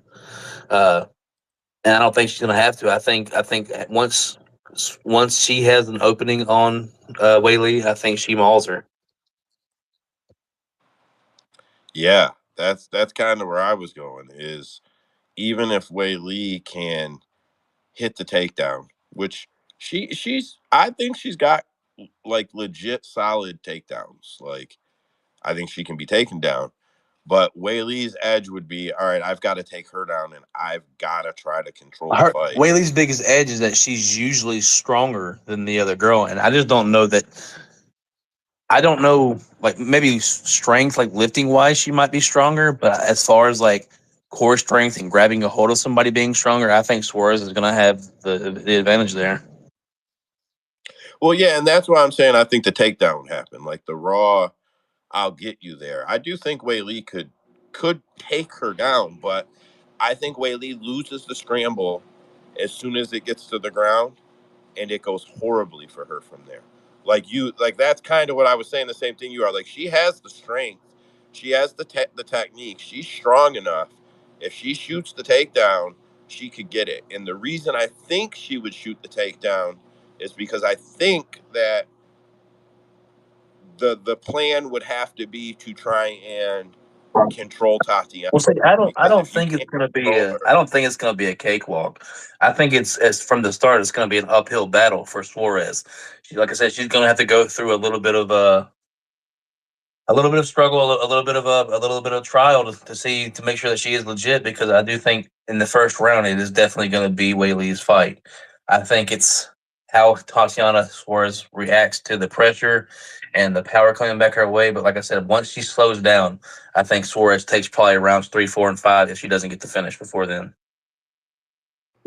yeah. So the other edge I'm giving Weili is in the first 2 rounds. She is a way better striker than Tatiana when she can strike at speed. Um, Weili, Weili being able to hurt somebody is seemingly very dependent on having a full gas tank and being able to throw it hard and fast. Body kicks, thigh kicks. Um, Man, she could eat Tatiana up if she runs. I'm not saying literally like Chelsea runs it, but if she runs from the grapple and runs from um, the takedowns, she she could probably really hurt Tatiana with some kicks. I mean, really, really bad. Um, that's where I see it. She's probably better with the hands, like hand to hand combat, but I don't think she's strong enough to hurt Tatiana. So I don't worry very much about that. But those kicks, I think are levels above anything Tatiana has ever dealt with. If I'm being honest. But like you said, Xiaonan had success that just shows, man, it. Tatiana could expose that shit big time, in my opinion. Yeah, I don't know. I'm very, very slanted on this one, Trace. What do you think the line looks like on that fight if it goes down?